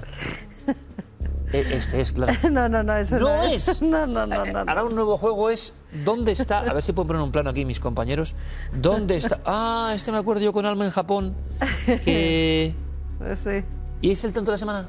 Sí, el tonto de la semana es que siempre está en ese lado y ahí abajo. Tú todavía no lo localizas, pero siempre está ahí. Pero lo has quitado más en ese cuadradito. Ah. Podían cambiarlo. Pero es que ya los telespectadores lo saben. Porque imagínense, claro que es la magia de este programa, que yo no quiero ver las imágenes que vienen para sorprenderme con ustedes. Entonces yo veo varias imágenes. Sí, en Pero este claro, había tipo varias. aquí tú dices, a este le va a pasar algo, no cabe la menor duda. Entonces, Pues ¿puede no, ser el tonto de la semana o no? A ese no le va a pasar. Oye, pero bueno. esto como me acuerdo yo con mi hija en Japón hace ya años, cuando fuimos al sitio de los erizos. Sí, Bueno, porque es hay que cafés. tiene toda la cara de mi perro Hay Goldie. cafés de erizos, hay cafés de perros, de gatos en Japón y entonces tú puedes Eran muy cuidarlos, majos. darles de comer. Pero te Bueno, ponen unos bueno. guantes, me acuerdo perfectamente, ¿eh? Sí, y a lo mejor también te dicen que no te los acerques mucho, porque... No. ¡Ay, qué mono! ¡Qué mono el ericito, ¿verdad? Ay, ay, toma, es que es una toma monada, leñazo. es que fíjate, Toma ¡ay, qué leñazo. tufa tan grande! Toma. Además, es que le estira la nariz a este hombre. Ya le ha Ya la dejado tenía la napia. roja de por sí, ¿eh? Ya la tenía rojilla. Pero es que se le engancha. Y además, ¿cómo se le engancha la imagen? Lo raro... Yo creo que este tiene medalla de bronce, por lo menos. Vamos a hacer a final de temporada, ¿te parece? Lo raro, Vamos bueno... a hacer ranking. No, ya está. Bueno, ya veremos si podemos hacerlo o no, pero. Claro. Ya contaremos alguna sorpresa. Pero ranking, y si no lo haces tú, ranking Muy el bien, tonto muy de la bien. semana. Y este tiene medalla de Y bronce. fíjate que el pobre hombre incluso no lo suelta, ¿eh? Molestándole al erizo. No, pero que no lo suelta, lo encontraron, esto no es fijaos Japón. el erizo, no, Ah, no es es Japón. que ¡Trascas! qué O sea, es que es leñazo le buenísimo, mete, chaval. joder. Y no lo tira el hombre, que es lo que yo digo, hombre, te pega ese mordisco, no ya estás. Pues no, lo deja ahí tranquilamente para... ¡Ay, ay, ay, ay, ay! ay! Mira, ¡ay, ay, ay, ay, ay! ay! Ahí lo he pillado. En el momento en el que ese Brutal. hombre... La boca... ¡Ah! No coja usted un erizo salvaje y haga el tonto en el teléfono. No, hombre, para ponerlo en algún sitio seguro, Qué sí, ¿no? leñazo le ha metido. Pero sí, le ha Ahora, metido toda un esta buen parte, o sea, leñazo. nuestro perro es un poco erizo, lo acabo de ver ahora El mismo. morretico, ¿no? Es... Vale. Venga, a ver. Yo quiero saber qué pasa aquí. Bueno, pues este es un exorcismo budista. Ah. Ese es un monje y este no sabemos quién es, pero está con un cuchillo como clavándoselo, que no se lo clava, ¿eh? En la cabeza al monje budista para sacarle los demonios del cuerpo. ¿Pero el monje budista puede tener demonios dentro del cuerpo? Pues al parecer sí, yo no lo sabía, pero al parecer también los monjes Ahora me budistas, a lo mejor también los sacerdotes, bueno, a ver, los sacerdotes no endemoniados, lo sabía sí. yo. Me parece que es un poco Mira, contraproducente, pero... lo que no sé es para qué sirve el cuchillo mientras recitan oraciones Se y lo ha tal. clavado, se lo ha clavado. No se lo ha clavado, es que se lo pone solo así como encima de la cabeza y el hombre está ahí como, pues como son los exorcismos, dando gritos, no se revuelve mucho, pero está Bueno, pues ahí esto es muy raro, porque yo pocas veces he súper visto- raro. ¿Eh? Y más a un monje. Que es Quiere lo- decirse que la imagen del mal que es capaz de penetrar en el yo no solo es propio... Bueno, ya hemos visto aquí en el mundo musulmán exorcismos Sí. también, ¿no? Dale, ahí. Lo que no sé y tengo que investigar es por qué el cuchillo en la cabeza. Que eso ya sí Yo creo que que lo tiene clavado. Que no lo tiene clavado, hombre, que no. Que ya he verificado yo que no. A ver, tengo enigma por... Esto es muy terrible, ¿eh? Esto Oye. quien... No, pero acaba bien, si no, no lo pondría. Vale. Acaba bien. Que pero... luego los espectadores... No, me pero dicen las cada cosa. imágenes son muy fuertes en Argentina, ¿vale? Pero ya digo desde aquí que acaba bien, aunque son muy impactantes y quien sea pues muy sensible, mejor que cierre los ojos. Pero es pues un metro, un tren, ¿no? Y esta chica que está ahí, ves que empieza a hacer extraños Oye, ¿qué hace? movimientos, se cae en medio, espérate. No la pasa nada. Gracias a Dios cae Claro, justo cae en el hueco. en el hueco Pero y no que la la rueda pasa. no le pase luego. Mira, Ostras. se mareó, pero ella está bien, o sea, mira, la sacan en una silla de ruedas, la curan los rasguños y a su casa, absolutamente puedo nada, creer. pero la caída O sea, es brutal. Pero a ver, es la que pobre es un chica mareo. se marea, va hacia adelante Madre santa. y cae en el hueco. Claro, se ha convertido en viral por todo el mundo. Bueno, por lo fortuna, impactante de podemos las llamar imágenes. Milagro total. Milagro. Milagro total. Madre mía. Si no, no lo pondría, ¿eh? Si la Madre chica mía. hubiera muerto o algo, no lo pondría. Mira lo que han grabado. Un ciervo albino. Ahí va. Súper raro. Han logrado captar estas imágenes porque además estaban dando un paseo por el bosque y dijeron, pero ¿esto tan blanco qué es? Y de repente captan esta imagen y él que parece mirarlos. Ahí el ciervo albino es muy, Es que de muy frente raro parece ver. un galgo. O sea, Sí, parece... sí, parece hasta un perro, ¿verdad? Pues no, es un ciervo. Además no tiene la cornamenta, es jovencito. Fíjate. Pero Qué albino, maravilla, albino. qué maravilla. La naturaleza. Ahí estamos viendo otros completamente normales Sí. que van hacia atrás porque esto está Sí, sí, como sí. hacia atrás, pero vamos. Fantástico. Ciervo albino. Y esto, pues fíjate. ¿Por qué estará roto el cristal, no? Del coche. sí. Pues por la granizada que ha caído. Granizos como pelotas, pero así, ¿eh? En China, ¿sí? Exactamente. Pero ya verás algunos, mira cómo caen, que parecen bombas. Mira. Claro, eso te da en la cabeza. Tú vas por la calle y te da eso en la cabeza. Fuerza. A la fuerza a la que cae, o en el coche, que por eso estaba todo el coche completamente roto. Cuando la Filomena caían algunas parecidas, sí. Pero vamos, algunas son como pelotas, ¿eh? Increíble. Son gigantescas. Increíble. Bueno, el cambio que es, mira ahora con el tiempo que estamos teniendo, ¿no? Sí. Frío, calor, lluvia, de repente un día estás con plumas, otro estás con bikini. Ya está todo. Ah, perfecto, pensé que es que me he quedado mirando al hombre. ¿Quieres más? Tú siempre quieres más, siempre viral, quiero más. Te quedas tan impactado. Sí, los espectadores también, gracias. Porque le damos un giro ahí, ¿no? En fin, vamos rápidamente con las noticias entre comillas de pura actualidad, arqueología, historia, misterio. Vamos a comenzar en Turquía, donde hace unos días, mientras se realizaban tareas de conservación de calles y casas históricas del antiguo distrito de Midlay, se han encontrado con una ciudad subterránea, la más grande del mundo. Los arqueólogos se pusieron a excavar y dieron con la entrada a un colosal complejo compuesto por 49 habitaciones, algunas de ellas decoradas, y varias decenas de túneles. En Maitate, ciudad de cuevas, como la han llamado, los especialistas también han encontrado lugares de culto, santuarios, pozos de agua, silos para almacenamiento, sinagogas y numerosos corredores. Los estudiosos creen que Maitate se ha utilizado ininterrumpidamente durante 1900 años, primero como escondite de las familias y grupos que aceptaron el cristianismo para escapar de la persecución de Roma, y luego como refugio y vivienda de hasta 60 o 70.000 personas que podían vivir durante meses bajo tierra. Por el momento creen que solo han descubierto un 3% del área total de esta gigantesca urbe subterránea. Bueno, en su día ya hicimos nosotros algunos reportajes in situ sobre Derinkuyu y otras grandes ciudades que son como rascacielos metidos dentro de la tierra, donde vivían miles de personas. Ahora que por desgracia hablamos de búnkeres, Ucrania, la gente que no ve el sol, los pobres críos metidos, bueno, pues esto ocurría en la Anatolia de aquellos tiempos. Esta se ha quedado como suelen quedar estas cosas, sellada como con un sello, tapiada, inutilizada, y de repente es descubierta y solo han visto el 3%, o sea que puede ser, dicen que la más... Derinkuyu y Kaimakli, ¿te acuerdas? Que eran 13 pisos bajo... donde vivía allí la gente.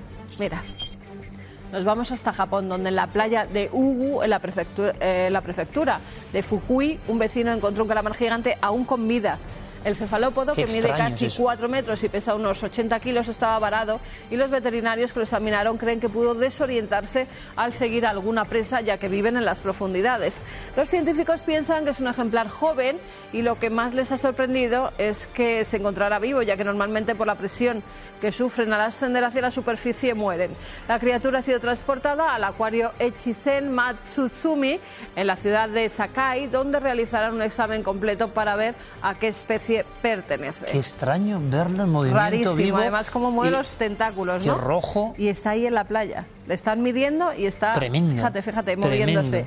Yo creo que nunca, menos en las profundidades, que te acuerdas que en Japón también lo grabaron, en lo que es en la playa y moviendo los tentáculos no se había visto, no se había visto nunca. Que cuando Julio Verne contaba esto era ficción, ¿eh?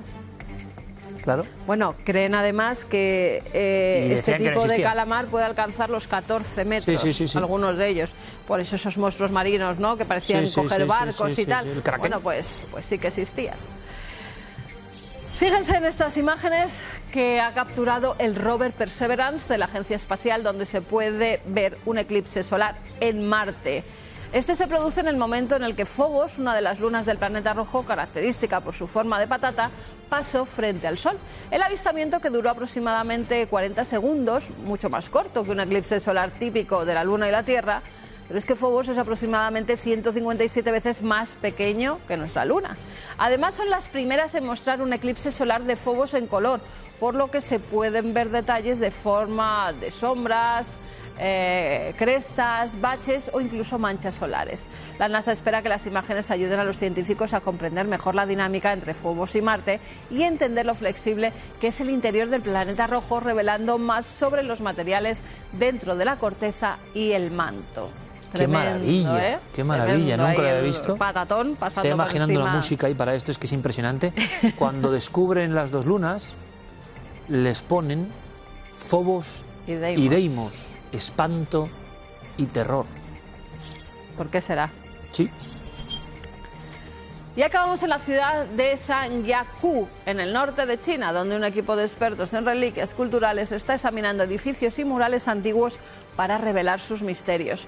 Al parecer hay unos 150 edificios antiguos pertenecientes a diferentes dinastías en las que hay pinturas murales de gran valor histórico. Según los expertos, hay templos y teatros de las dinastías Jin, Yuan, Ming y Qin que necesitan un estudio exhaustivo de los murales y además pretenden determinar la ubicación, la cantidad y el estado de las decenas de construcciones que hay por el campo para su posterior protección y reparación. Entran a una casa que parece abandonada y se encuentran con estos murales de una dinastía súper antigua que desconocían totalmente que estaban. Claro, maravilla, se han quedado petrificados. Maravilla. Bueno, esto no es tan maravilla, lo que viene a continuación. Nos llamó mucho la atención, en algunos casos desgraciadamente célebres en España por su tragedia, el padre de Marta del Castillo, al que mandamos un abrazo, como no puede ser de otra forma, ese padre, como otros padres ha habido, ¿no?, en nuestra historia, padre coraje que intenta hacer lo posible ante una especie como de sistema increíble, donde ocurre lo que ustedes ya saben que ocurre. Y una de las cosas que indignó al padre, por ejemplo, era que había muchas muchachas que enviaban cartas al presunto asesino de su hija, involucrado en toda esta historia. Es un fenómeno que cuando salió en España, hace ya más de una década, prácticamente, pues llamó la atención. Pero nuestros queridos expertos ya sabían que eso ha ocurrido con asesinos de calibre terrible. Asesinos de mujeres que desde el minuto 1 reciben cartas de amor, propuestas de amor. ¿Qué hay detrás de esto? Bueno, pues es una de las áreas más desconocidas de la mente criminal. Lo analizamos, cómo no, con Paz Velasco, y el nombre es hibristofilia. De verdad, no van a dar crédito.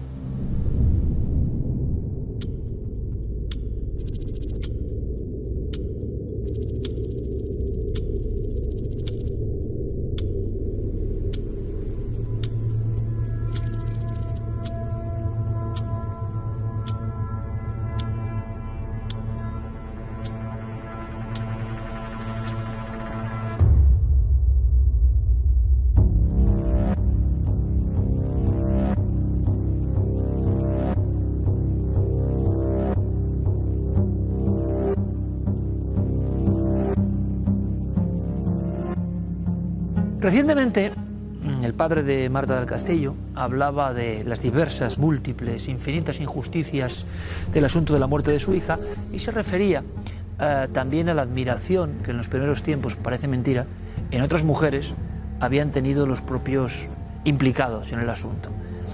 Un día, nuestra invitada me habló del término hibristofilia. No es algo nuevo. La admiración profunda, el enamoramiento incluso de criminales que lo que han hecho es acabar con la vida de otras mujeres. No se entiende. Es un fenómeno que ellos, los criminólogos, sí conocen. Que no se cuenta mucho. Vamos a hacerlo. Paz Velasco, como siempre, bienvenida. Bueno, muchas gracias, Iker. Buenas noches. Criminalmente, y esto sí que es meternos ¡pum!, en el abismo. No se pueden dar muchos más datos porque Paz evidentemente es una autoridad en sus materias, pero tú has asistido a escenas donde tú percibías que más que repulsa ante gente que ha matado a mujeres, había admiración. En algunos juicios a los que he asistido, y he asistido como aprendiza, he asistido para ver cómo se desarrollaba ese juicio, sí, lo he visto. Lo he visto. ¿No te sorprende? Ya no, porque ahora, bueno, terminas entendiéndolo siempre desde un punto de vista psiquiátrico, psicológico y criminológico, pero ves que se trata de una tendencia de ciertas mujeres a admirar al malvado. Hay un nombre. Exacto. Hay un nombre puesto por la psicología, fue John Money el primero que puso el nombre a esta tendencia a admirar, a sentirse atraídas y a enamorarse de hombres que cruzan la línea de asesinos múltiples, agresores, violadores, maltratadores, porque además la hibristofilia no es una enfermedad. Estamos hablando de una tendencia a sentir atracción por este tipo de sujetos. Y además hay diferentes grados de hibristofilia. El más extremo, ¿cuál es? El hecho de casarse con un asesino incluso casarse en prisión, tener una familia, como ocurrió por en ejemplo, el caso de Ted Bundy. De modo que son mujeres que realmente llegan a enamorarse de estos sujetos y a casarse en prisión y a formar parte de su vida. En lugar de temerlos, se enamoran de ellos. Pero, por ejemplo, Richard Ramírez, ¿no? Richard Ramírez. El famoso merodeador nocturno de Los Ángeles, sanguinario donde los haya, abyecto donde los haya, que se colaba en casas y mataba sobre todo a mujeres. Sí. Y va y tiene cartas de admiradores al día siguiente. Entonces tú... Vamos a ver, Paz, tú dices, o la sociedad, una parte está enferma, o es una perturbación psíquica, y tú dices que no. No es una enfermedad. La hibristofilia, aunque no está reconocida como parafilia dentro del DSM-5, sí que podemos, y hay muchos psicólogos que hablan de esto, sí que podemos considerarlo como una tendencia a sentir atracción emocional, amorosa o sexual por estos sujetos altamente peligrosos. Pero no se puede considerar una parafilia patológica, excepto si solamente en esas mujeres pudieran llegar a alcanzar esa excitación o esa gratificación sexual teniendo relaciones íntimas con estos sujetos. ¿Qué ocurre? Que la gran mayoría de estas personas, de estas mujeres, lo que tienen es una relación romántica. Ellas están fuera. Ellos están dentro. Hay intercambio de cartas, llamadas telefónicas, vis a vis. Pero es una relación idealizada. Y además, la hibristofilia tiene 5 motivaciones. Hay 5 motivaciones por las que algunas mujeres se llegan a enamorar de estos sujetos. Y hay algunas, como he dicho, que se casan. Y otras, sin embargo, es esa admiración, enviarles incluso fotos o convertirse en cómplices mientras ellos están en prisión para cometer un crimen fuera, llevando un modus operandi determinado. Hay un caso muy particular en Estados Unidos para que se pensara que el asesino seguía en libertad cuando ya estaba cumpliendo condena. Vamos a ver, hay un momento de esta fase de amor enloquecido donde la persona llega incluso a compartir los crímenes con el malo. Exacto. En esta hibristofilia, esta situación en la que sientes admiración, enamoramiento, incluso sientes fascinación sexual y admiración por el criminal, tenemos la activa, que es en los casos en los que hay mujeres que ya salen con una persona perversa, ya salen con un sujeto que ha cometido delitos, incluso es un violador buscado por la policía, como en el caso de Karla Homolka y Paul Bernardo, que terminan convirtiéndose en sus cómplices. Se casan, como es en el caso los famosos Barbie y Ken estadounidenses, y la relación a posteriori es que Karla Homolka participa en los secuestros, violaciones y grabaciones de esas agresiones en vídeo de su marido, de Paul Bernardo. Y luego tenemos la hibristofilia pasiva, que simplemente es o bien esta relación amorosa a través de cartas, llamadas telefónicas, admiración, ayuda, querer ayudar a estos sujetos, darles su apoyo. Y claro, tengamos en cuenta una cosa ahí que es muy importante. La gran mayoría de estos sujetos tienen unos altos rasgos de psicopatía. ¿Ellos qué hacen? Instrumentalizar ese afecto, esos sentimientos, esa devoción, ese intento de ayuda para obtener lo que quieren. Dinero, ayuda legal, incluso cuando salen algunos de prisión, tener un sitio donde vivir. Ellas no son conscientes de que pueden terminar siendo víctimas. Cuando están en prisión, no. Pero ojo, cuando algunos de estos sujetos pues alcanzan o bien tienen un permiso o bien tienen la libertad condicional. ¿Desde cuándo, Paz? ¿Desde cuándo se tiene noción de que esto ocurre en la historia criminológica?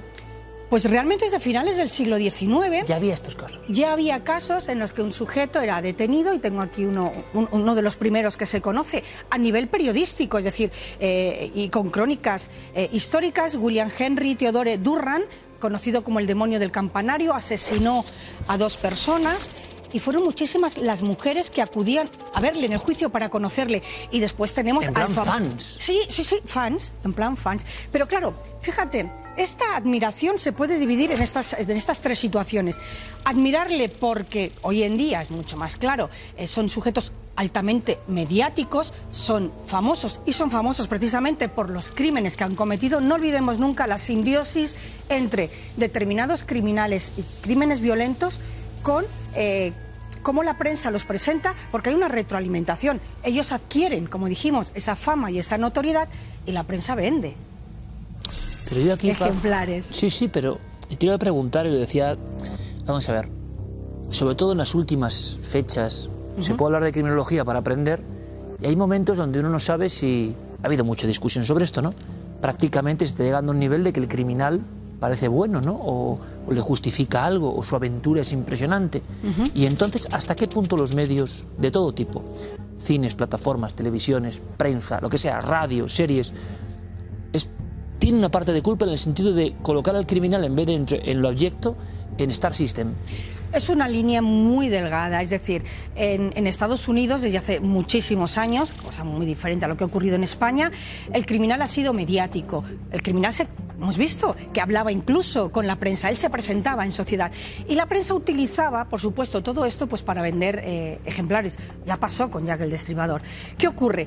Que ahora vemos una línea mucho más delgada y mucho más respetuosa, porque lo que hace la prensa, el true crime, las biopic, es contarnos qué ha ocurrido.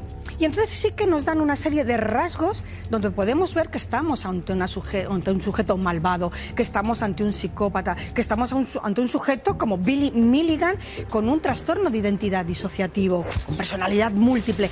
Y eso lo que hace es conocer un poco más qué es lo que ocurre en la mente de estos sujetos. Pero hace años se ha llegado incluso a mitificar al asesino y al asesino en serie. Incluso hay webs donde se venden cartas, objetos, ropa, cuadros, postales de estos sujetos a $2.000 y $3.000. Me has contado, la Murderpedia. Me has contado que hay hasta para mujeres. Esto no puede ser. O sea, es decir, yo no sé en qué mundo vivo, pero con el colgante de Jeffrey Dahmer. Sí, hay unas imágenes que encontré en la red, me costó mucho encontrarlas porque se habían retirado, de mujeres que admiraban tanto a Jeffrey Dahmer que llevaban un colgante con su fotografía, o mujeres que abiertamente... Pero, para quien no lo sepa, es que Jeffrey Dahmer, el carnicero de Milwaukee, es uno de los más terroríficos cazadores, en este caso de hombres sobre todo, ¿no? Exacto. Que tenía la casa como la casa de las cabezas cortadas. Pero ¿hasta qué punto la fama, yo no acabo de entender, aquí hay otro misterio, la fama o la proyección de una imagen, aunque sea malvada, atrae a la gente? Claro, aquí tenemos que tener en cuenta lo que te he comentado antes. Esa mujer que tenía esos colgantes y que además salió en prensa, le admiraba porque era un hombre mediático, le admiraba porque para ella era atractivo, le admiraba porque sentía realmente algo por Jeffrey Dahmer, sentía compasión, sentía pena, sentía lástima. ¿Por qué llevaba ese colgante? No todas las mujeres que terminan admirando o sintiéndose atraídas por asesinos tienen la misma motivación. Tenemos aquellas mujeres que sienten realmente un amor redentor. Creen que con su amor van a cambiar a ese sujeto. Se sienten...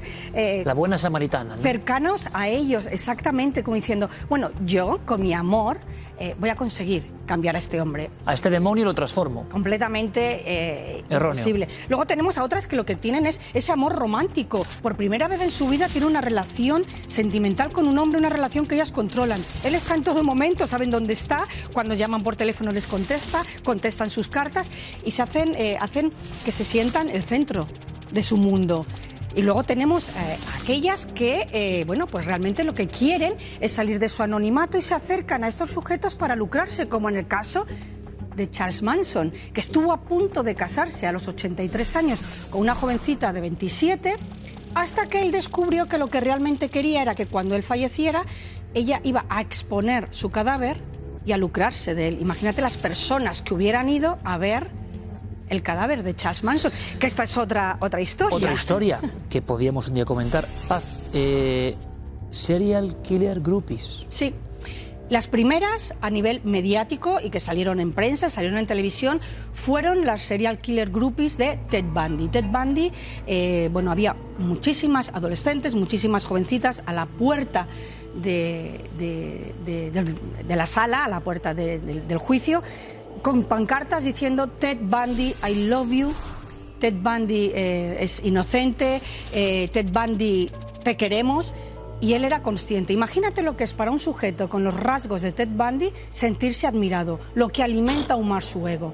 Recibía cartas... Para quien no lo sepa, ¿qué había hecho Ted Bundy así a grandísimos rasgos? Sí, Ted Bundy se le conoce por haber asesinado a más de 33 mujeres, casi todas ellas universitarias, y de una manera bastante cruel.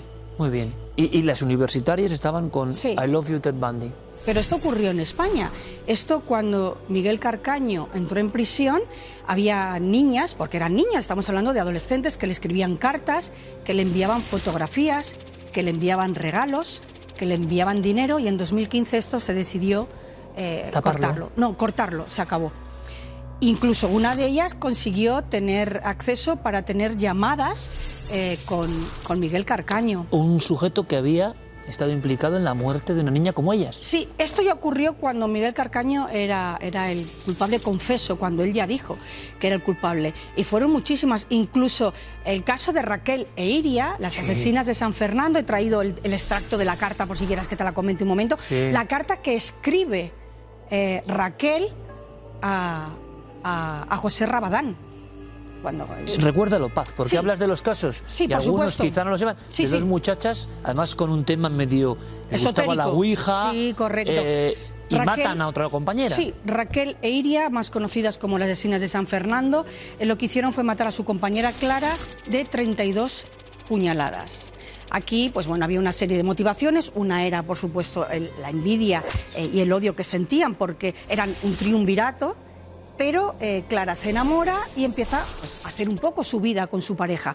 La asesinan, sí que es verdad que había algún tinte esotérico en este crimen.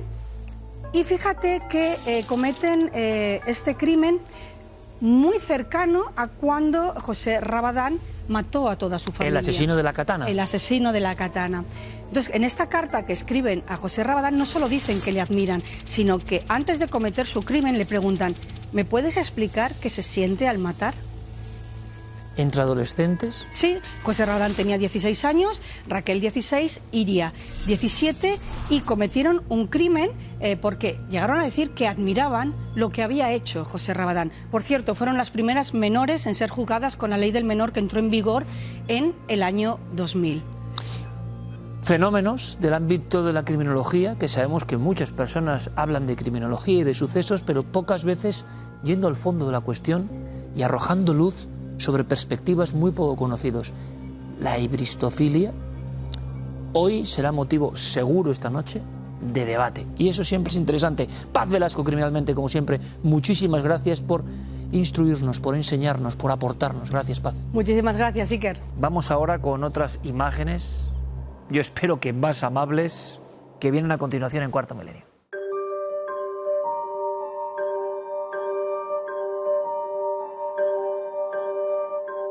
Comenzamos con las fotografías de los espectadores, que en este caso son filmaciones porque nos han llegado muchas a lo largo de la semana, además desde casi todos los puntos de la geografía. Con lo cual vimos que algo estaba pasando en los cielos. Nos decía Guillermo León que nos habían mandado vídeos desde Aldea Nueva de Ebro, en La Rioja, desde Alcalá de Henares, Madrid, desde Zuera, Zaragoza. Son los que hemos elegido porque son los que mejor se ven. Extrañas formaciones en el cielo, parecen a veces como nubes o incluso como se va convirtiendo en algo raro, ¿no? Que va evolucionando, parece que lleva como algo en la cola por detrás. Esta sería una de ellas. Esta es otra que se ve también bastante bien. Va evolucionando en lo que les digo. En un principio, además, por la lente de las diferentes cámaras o de los móviles, parece como una especie de nube que tiene algo en la parte trasera. También nos han escrito, incluso se lo agradecemos de veras, de la Red de Investigación sobre Bólidos y Meteoritos, el doctor en astrofísica José María Madiedo nos han mandado incluso, bueno, ahí esa imagen que vemos se ve perfectamente, ¿verdad?, cómo tiene algo que propulsa desde atrás, esos dos puntitos que hacen como propulsión y se van abriendo. Claro, la gente estaba viendo eso y es un objeto volante no identificado. Si no sabemos lo que es, lo dejamos como ovni, ¿verdad? Hasta que alguien, un doctor en astrofísica, nos da la solución e incluso nos mandan las imágenes de cómo lo han recogido ellos este fenómeno. Ahí tienen la línea incluso que va trazando. Y les voy a poner aquí el vídeo, que ahí lo tenemos. Nos dice que es la segunda etapa del lanzamiento del cohete Falcon 9 de SpaceX, lanzado la noche del 21 de abril desde Cabo Cañaveral en Florida, en Estados Unidos, y que ha puesto en órbita 53 nuevos satélites de Starlink. Fíjense, si por nuestro cielo una noche estamos cenando tranquilamente con nuestros amigos y vemos que pasa eso, cuando pasan los Starlink ya saben que es esa línea de luces que ya tenemos casi todos identificada, aún así nos lo siguen mandando cada vez que pasan los satélites. Pero aquí, claro, es que estábamos viendo otra cosa diferente. Bueno, pues es el satélite, el cohete. Ahí está, el cohete que pone en marcha esos satélites. Así que por el cielo pueden ustedes ver ya últimamente casi de todo. Nos dice José María Madiedo que en el vídeo puede observarse cómo se activan los retropropulsores, que son esos dos puntitos que les decía yo anteriormente, que frenan el objeto para que cayese al perder velocidad, creando así la nube de gases verdosa que se observa en las imágenes del vídeo y que ha estado visible en los cielos durante minutos tras la desaparición del objeto. El vídeo ha sido captado por Alejandro Gómez Hernández y Juan Gómez Martínez desde la estación de registro de la red SWEM y del proyecto SMART, así como de la red de investigación de bólidos y meteoritos. Y nosotros se lo agradecemos de veras porque nos acaba de dar a todos una lección de astrofísica, que en este caso es una solución a un enigma que teníamos de lo que estaba viendo la gente, los espectadores de Cuarto Milenio en los cielos. Así que mil gracias de verdad por esa información que nos han transmitido. Y también algo más, a ver los meteorólogos, a ver qué tipo de nube es esta, si es que es una nube. Ya digo que los cielos nos están dando cosas extrañas. Juan Manuel Moreno desde Lucena en Córdoba nos dice que esto es del día 18 de abril y que hay una nube muy extraña que parece aislada. La hace con su móvil, no había ninguna nube más alrededor, como estamos viendo. Ahí en esos tonos rojizos es tremenda la imagen, ¿eh? Parece que es el caos ya, el apocalipsis del final. Que bueno, con todo lo que está pasando ya lo que estaba por ver. Y parece incluso, ¿no?, que baja como en tirabuzón o que sube, según se vea, pero más bien es que baja. ¿Qué puede ser esto? Pues Guillermo no ha podido encontrarle la solución. Nos dice qué fenómeno natural, si es que lo es, pudo originarlo. Parece, además, nos indica Guillermo, puede ser como una cadena de ADN, ¿verdad? Cuando vemos así la cadena de ADN que nos la dibujan por la forma. Bueno, pues si alguien tiene solución a esta imagen, a esta nube, a este fenómeno natural que no sabemos lo que es, igual que desde esa red de bólidos nos han escrito y nos han dado la solución, pues también a ver si lo pueden hacer para esta fotografía de esa nube extraña o ADN del cielo. ADN etéreo. Ya saben que hay varias vías de contacto donde nos pueden escribir para que analicemos todas esas imágenes que ustedes quieran, que nos están mandando muchas, no solo del cielo, cuando ven algo raro, que además es que si se ve, se está viendo y lo sabemos porque enseguida empiezan a entrar mails de toda España contándonos el mismo fenómeno. Así que no se están inventando absolutamente nada. Ya saben, varias vías de contacto a través del correo electrónico cuartomilenio@4.com, nuestro teléfono de WhatsApp 683-144-183 y como siempre en las redes sociales. Gracias por el seguimiento. Ya lo saben, síganos. Nada del misterio.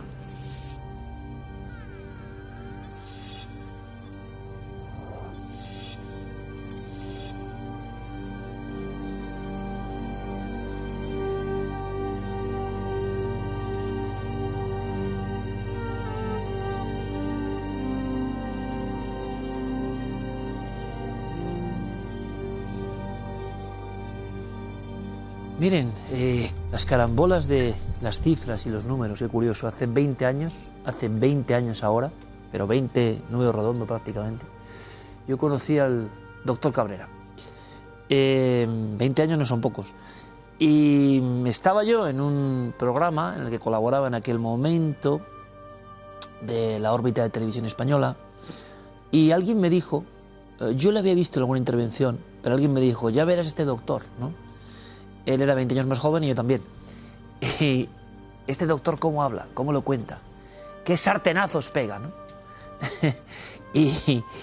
y me quedé realmente impactado. No pude trazar contacto porque eran programas muy rápidos, en directo. Pero enseguida, cuando me ficharon, yo aproveché la coyuntura y la ocasión, pasados unos meses, para poder en algún momento encontrarme con él. Cuando se produjo ese encuentro, yo creo que fue instantánea la magia, ¿no? Yo sabía que con este hombre me iba a llevar bien y creo que él pensaba lo mismo. Y además, el doctor Cabrera me veía a mí, yo creo, como un espécimen de un mundo extrañísimo, un reportero. Yo creo que empezábamos, no, todavía ni habíamos empezado la radio, a nivel de la cadena SER.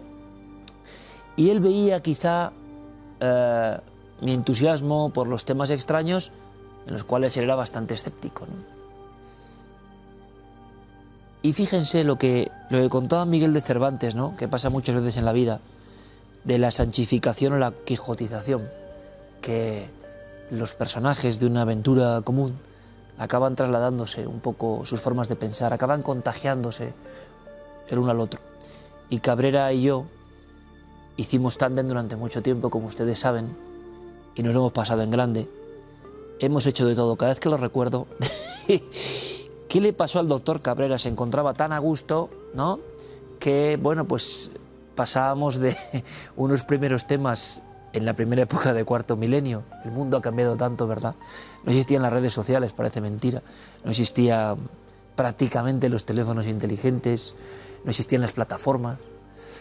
Y para impresionar al público, impresionarnos nosotros mismos, íbamos, bueno, pues acelerando nuestros retos, ¿no? Y de la primera asepsia de un Cabrera que casi como dos boxeadores amigos se van tanteando, ¿no? A ver este chico hasta dónde me estira y yo a ver qué hago. Y yo pensando, a ver el doctor hasta qué punto nos da, ¿no? Y no sé qué pasó, pero acabamos abriendo cuerpos, estacando a otros, analizando figuras congeladas.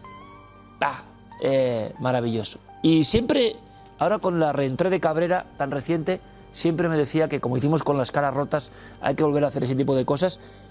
Y bueno, díganme, quiero dar una sección al doctor Cabrera, porque la verdad es que ahora sería un buen apoyo, ¿no? Un apoyo simplemente en tener la mente enfocada en cosas que sé que a él le encantan, ¿no?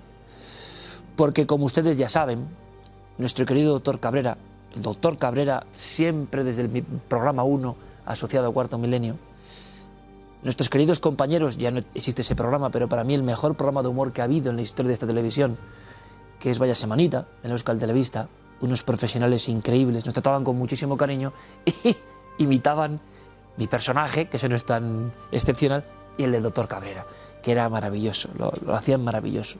Yo sé que al doctor eso le gustaba, en el fondo todos tenemos nuestro ego, ¿no?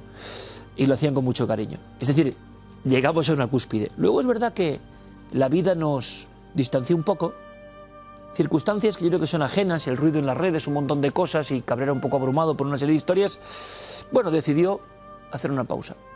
Y recientemente, como ustedes saben, y lo ven en Horizonte y en Cuarto Milenio, hemos vuelto con toda la fuerza. Y de pronto, en esta rutina, ¿no?, que alguno incluso a veces puede despreciar, cuando uno hace las cosas y la vida dice, esta rutina, ¿cómo me gustaría? Bueno, pues la rutina tiene cosas buenas, ¿no?, que es que las cosas básicas, nuestros seres queridos, lo que nos importa, están ahí. Y uno se da cuenta de la vida cuando pasan desgracias, claro, evidentemente. Y cuando le pasan desgracias que nos pasan a todos y que es parte de este juego de la vida, pues uno se da cuenta y dice, jolín, qué maravillosa era la rutina, ¿no? Y lo que yo daba por hecho, qué fantástico era, y resulta que hoy nada dado por hecho.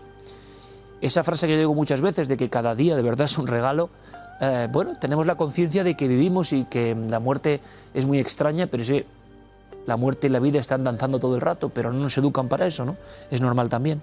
Sí que deberíamos valorar mucho el día, o sea, el segundo, el minuto, lo que hacemos ahora mismo ustedes y yo. Doctor Cabrera, y no quiero entrar en ningún detalle, ha tenido una desgracia familiar, bueno, inconsolable, sinceramente, ¿no? Yo sabía esto hace bastantes días, bastantes semanas, y bueno, cumplí mi palabra de amigo, ¿no?, de no decir nada, porque creo que el duelo se lleva, y más el que sabe de esto tiene que llevarse de la forma que tiene que llevarse, y supe interpretar enseguida el respeto que me pidió el doctor Cabrera, y a nadie dije nada. Simplemente estuve de alguna forma a su lado, el fallecimiento de su esposa, además, digamos, súbito y traumático, que nos puede pasar a cualquiera, que esta es la lección, ¿no? Que nos puede pasar a cualquiera, que nadie tiene el salvoconducto para...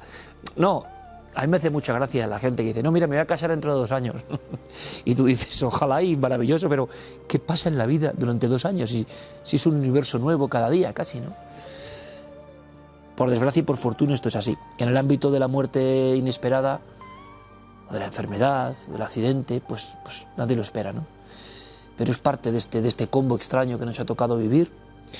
Entonces el doctor Cabrera, imagínense, y estoy siendo ya un poco cómo nos quedamos, ¿no? Cuando nos enteramos, Carmen y yo, de esto, ¿no? El Cabrera tuvo, digamos, la deferencia de contarnos entre sus amigos y decirlo. No somos televisión, somos un equipo que lleva mucho tiempo intentando hacerles disfrutar, intentando contarles cosas, y yo creo que nunca en la historia un forense se había metido en un programa de misterios, ¿no? Jamás. A contar cosas como una parte activa y disfrutando de ello. Yo creo que todo el apoyo de los milenarios es muy importante, fíjense lo que les digo. No es tampoco una cosa etérea, por decir. El apoyo que ustedes han dado en cuanto se han enterado de la noticia se ha hecho público, no por nosotros, se ha hecho público por otros compañeros de la prensa. Bueno, es natural, estas cosas son así, ¿no? Nosotros, por supuesto, un amigo vale más que cualquier titular, ¿no? Cualquier noticia. Cuando se hizo público, evidentemente yo pedí el apoyo de los milenarios, que fue en tromba, miles y miles y miles de mensajes en todas las redes sociales, y yo sé que eso al doctor Cabrera, y por eso hago este comentario, le ha llegado profundamente, profundamente. En momentos de enorme soledad, de pensamiento con uno mismo, en momentos, como me decía mi querido doctor, de estar tumbado en la cama mirando al techo horas y horas, sin saber muy bien, ¿no?, qué pensar, porque cuando la bofetada de la vida llega así, yo creo que uno se queda como cuando le meten un... Pero el boxeador bueno tiene que sacar fuerzas de flaqueza y no caer, ¿no? Y en esos momentos, vuestros mensajes, os hablo de tú, vuestro apoyo, una mínima línea de gente que también a veces lo está pasando mal y aún así tiene un hueco en el corazón para decir, doctor Cabrera, estoy con usted, le apoyo, forma parte de mi familia, forma parte de mi memoria audiovisual, lo que yo he visto. Puedo estar de acuerdo con usted, puedo no estar de acuerdo con usted, me puede gustar más un día, me puede parecer un cascarrabias otro día y no estar de acuerdo, pero usted forma parte de mi familia audiovisual. Pues bueno, todo ese apoyo, estoy seguro que sana un poco el alma ante una herida tan profunda que nos puede pasar a cualquiera, ¿no? Es muy bonito saber que en circunstancias terribles hay mucha gente, que son ustedes, que sois vosotros, que estáis ahí, que formáis una comunidad que yo creo que no es parecida a otras de la televisión, no es un programa, y que de verdad lo sentís. Y eso es otra magia, y eso se traslada, y eso es así. Así que solamente quería deciros que el doctor Cabrera sé que ha recibido todo ese impacto de energía positiva y estoy seguro que le va a ayudar. O sea, lo que han hecho, lo que habéis hecho, no es una cosa más, ¿no? Sino que le habéis ayudado a un doctor que curiosamente lleva décadas enfrentándose a la vida y la muerte, lleva décadas mirando la muerte a la cara, y hasta en esas circunstancias el enigma de la parca nos puede sorprender, ¿no? Nosotros vamos a darle todo el cariño, como a todos los miembros míticos de este equipo, y por ser constructivos, ¿me entienden? Por no ser lacrimógenos, sino constructivos, les diría, díganme cosas e ideas que podamos hacer con Cabrera, porque es el momento. Y yo creo que él tiene fuerza de ánimo, porque ahora las ondas del ánimo son muy delicadas, porque uno en shock puede estar. Mucha gente me decía, hombre, qué tremendo, ¿no? Y estaba Cabrera en Horizonte, claro. Es que me dijo, es que es donde tengo que estar, es donde tengo que estar, ¿eh? Pero, evidentemente, las mareas y marejadas ante un acontecimiento así son muy complicadas. Entonces, vamos a ayudar, es curioso, al doctor psiquiatra forense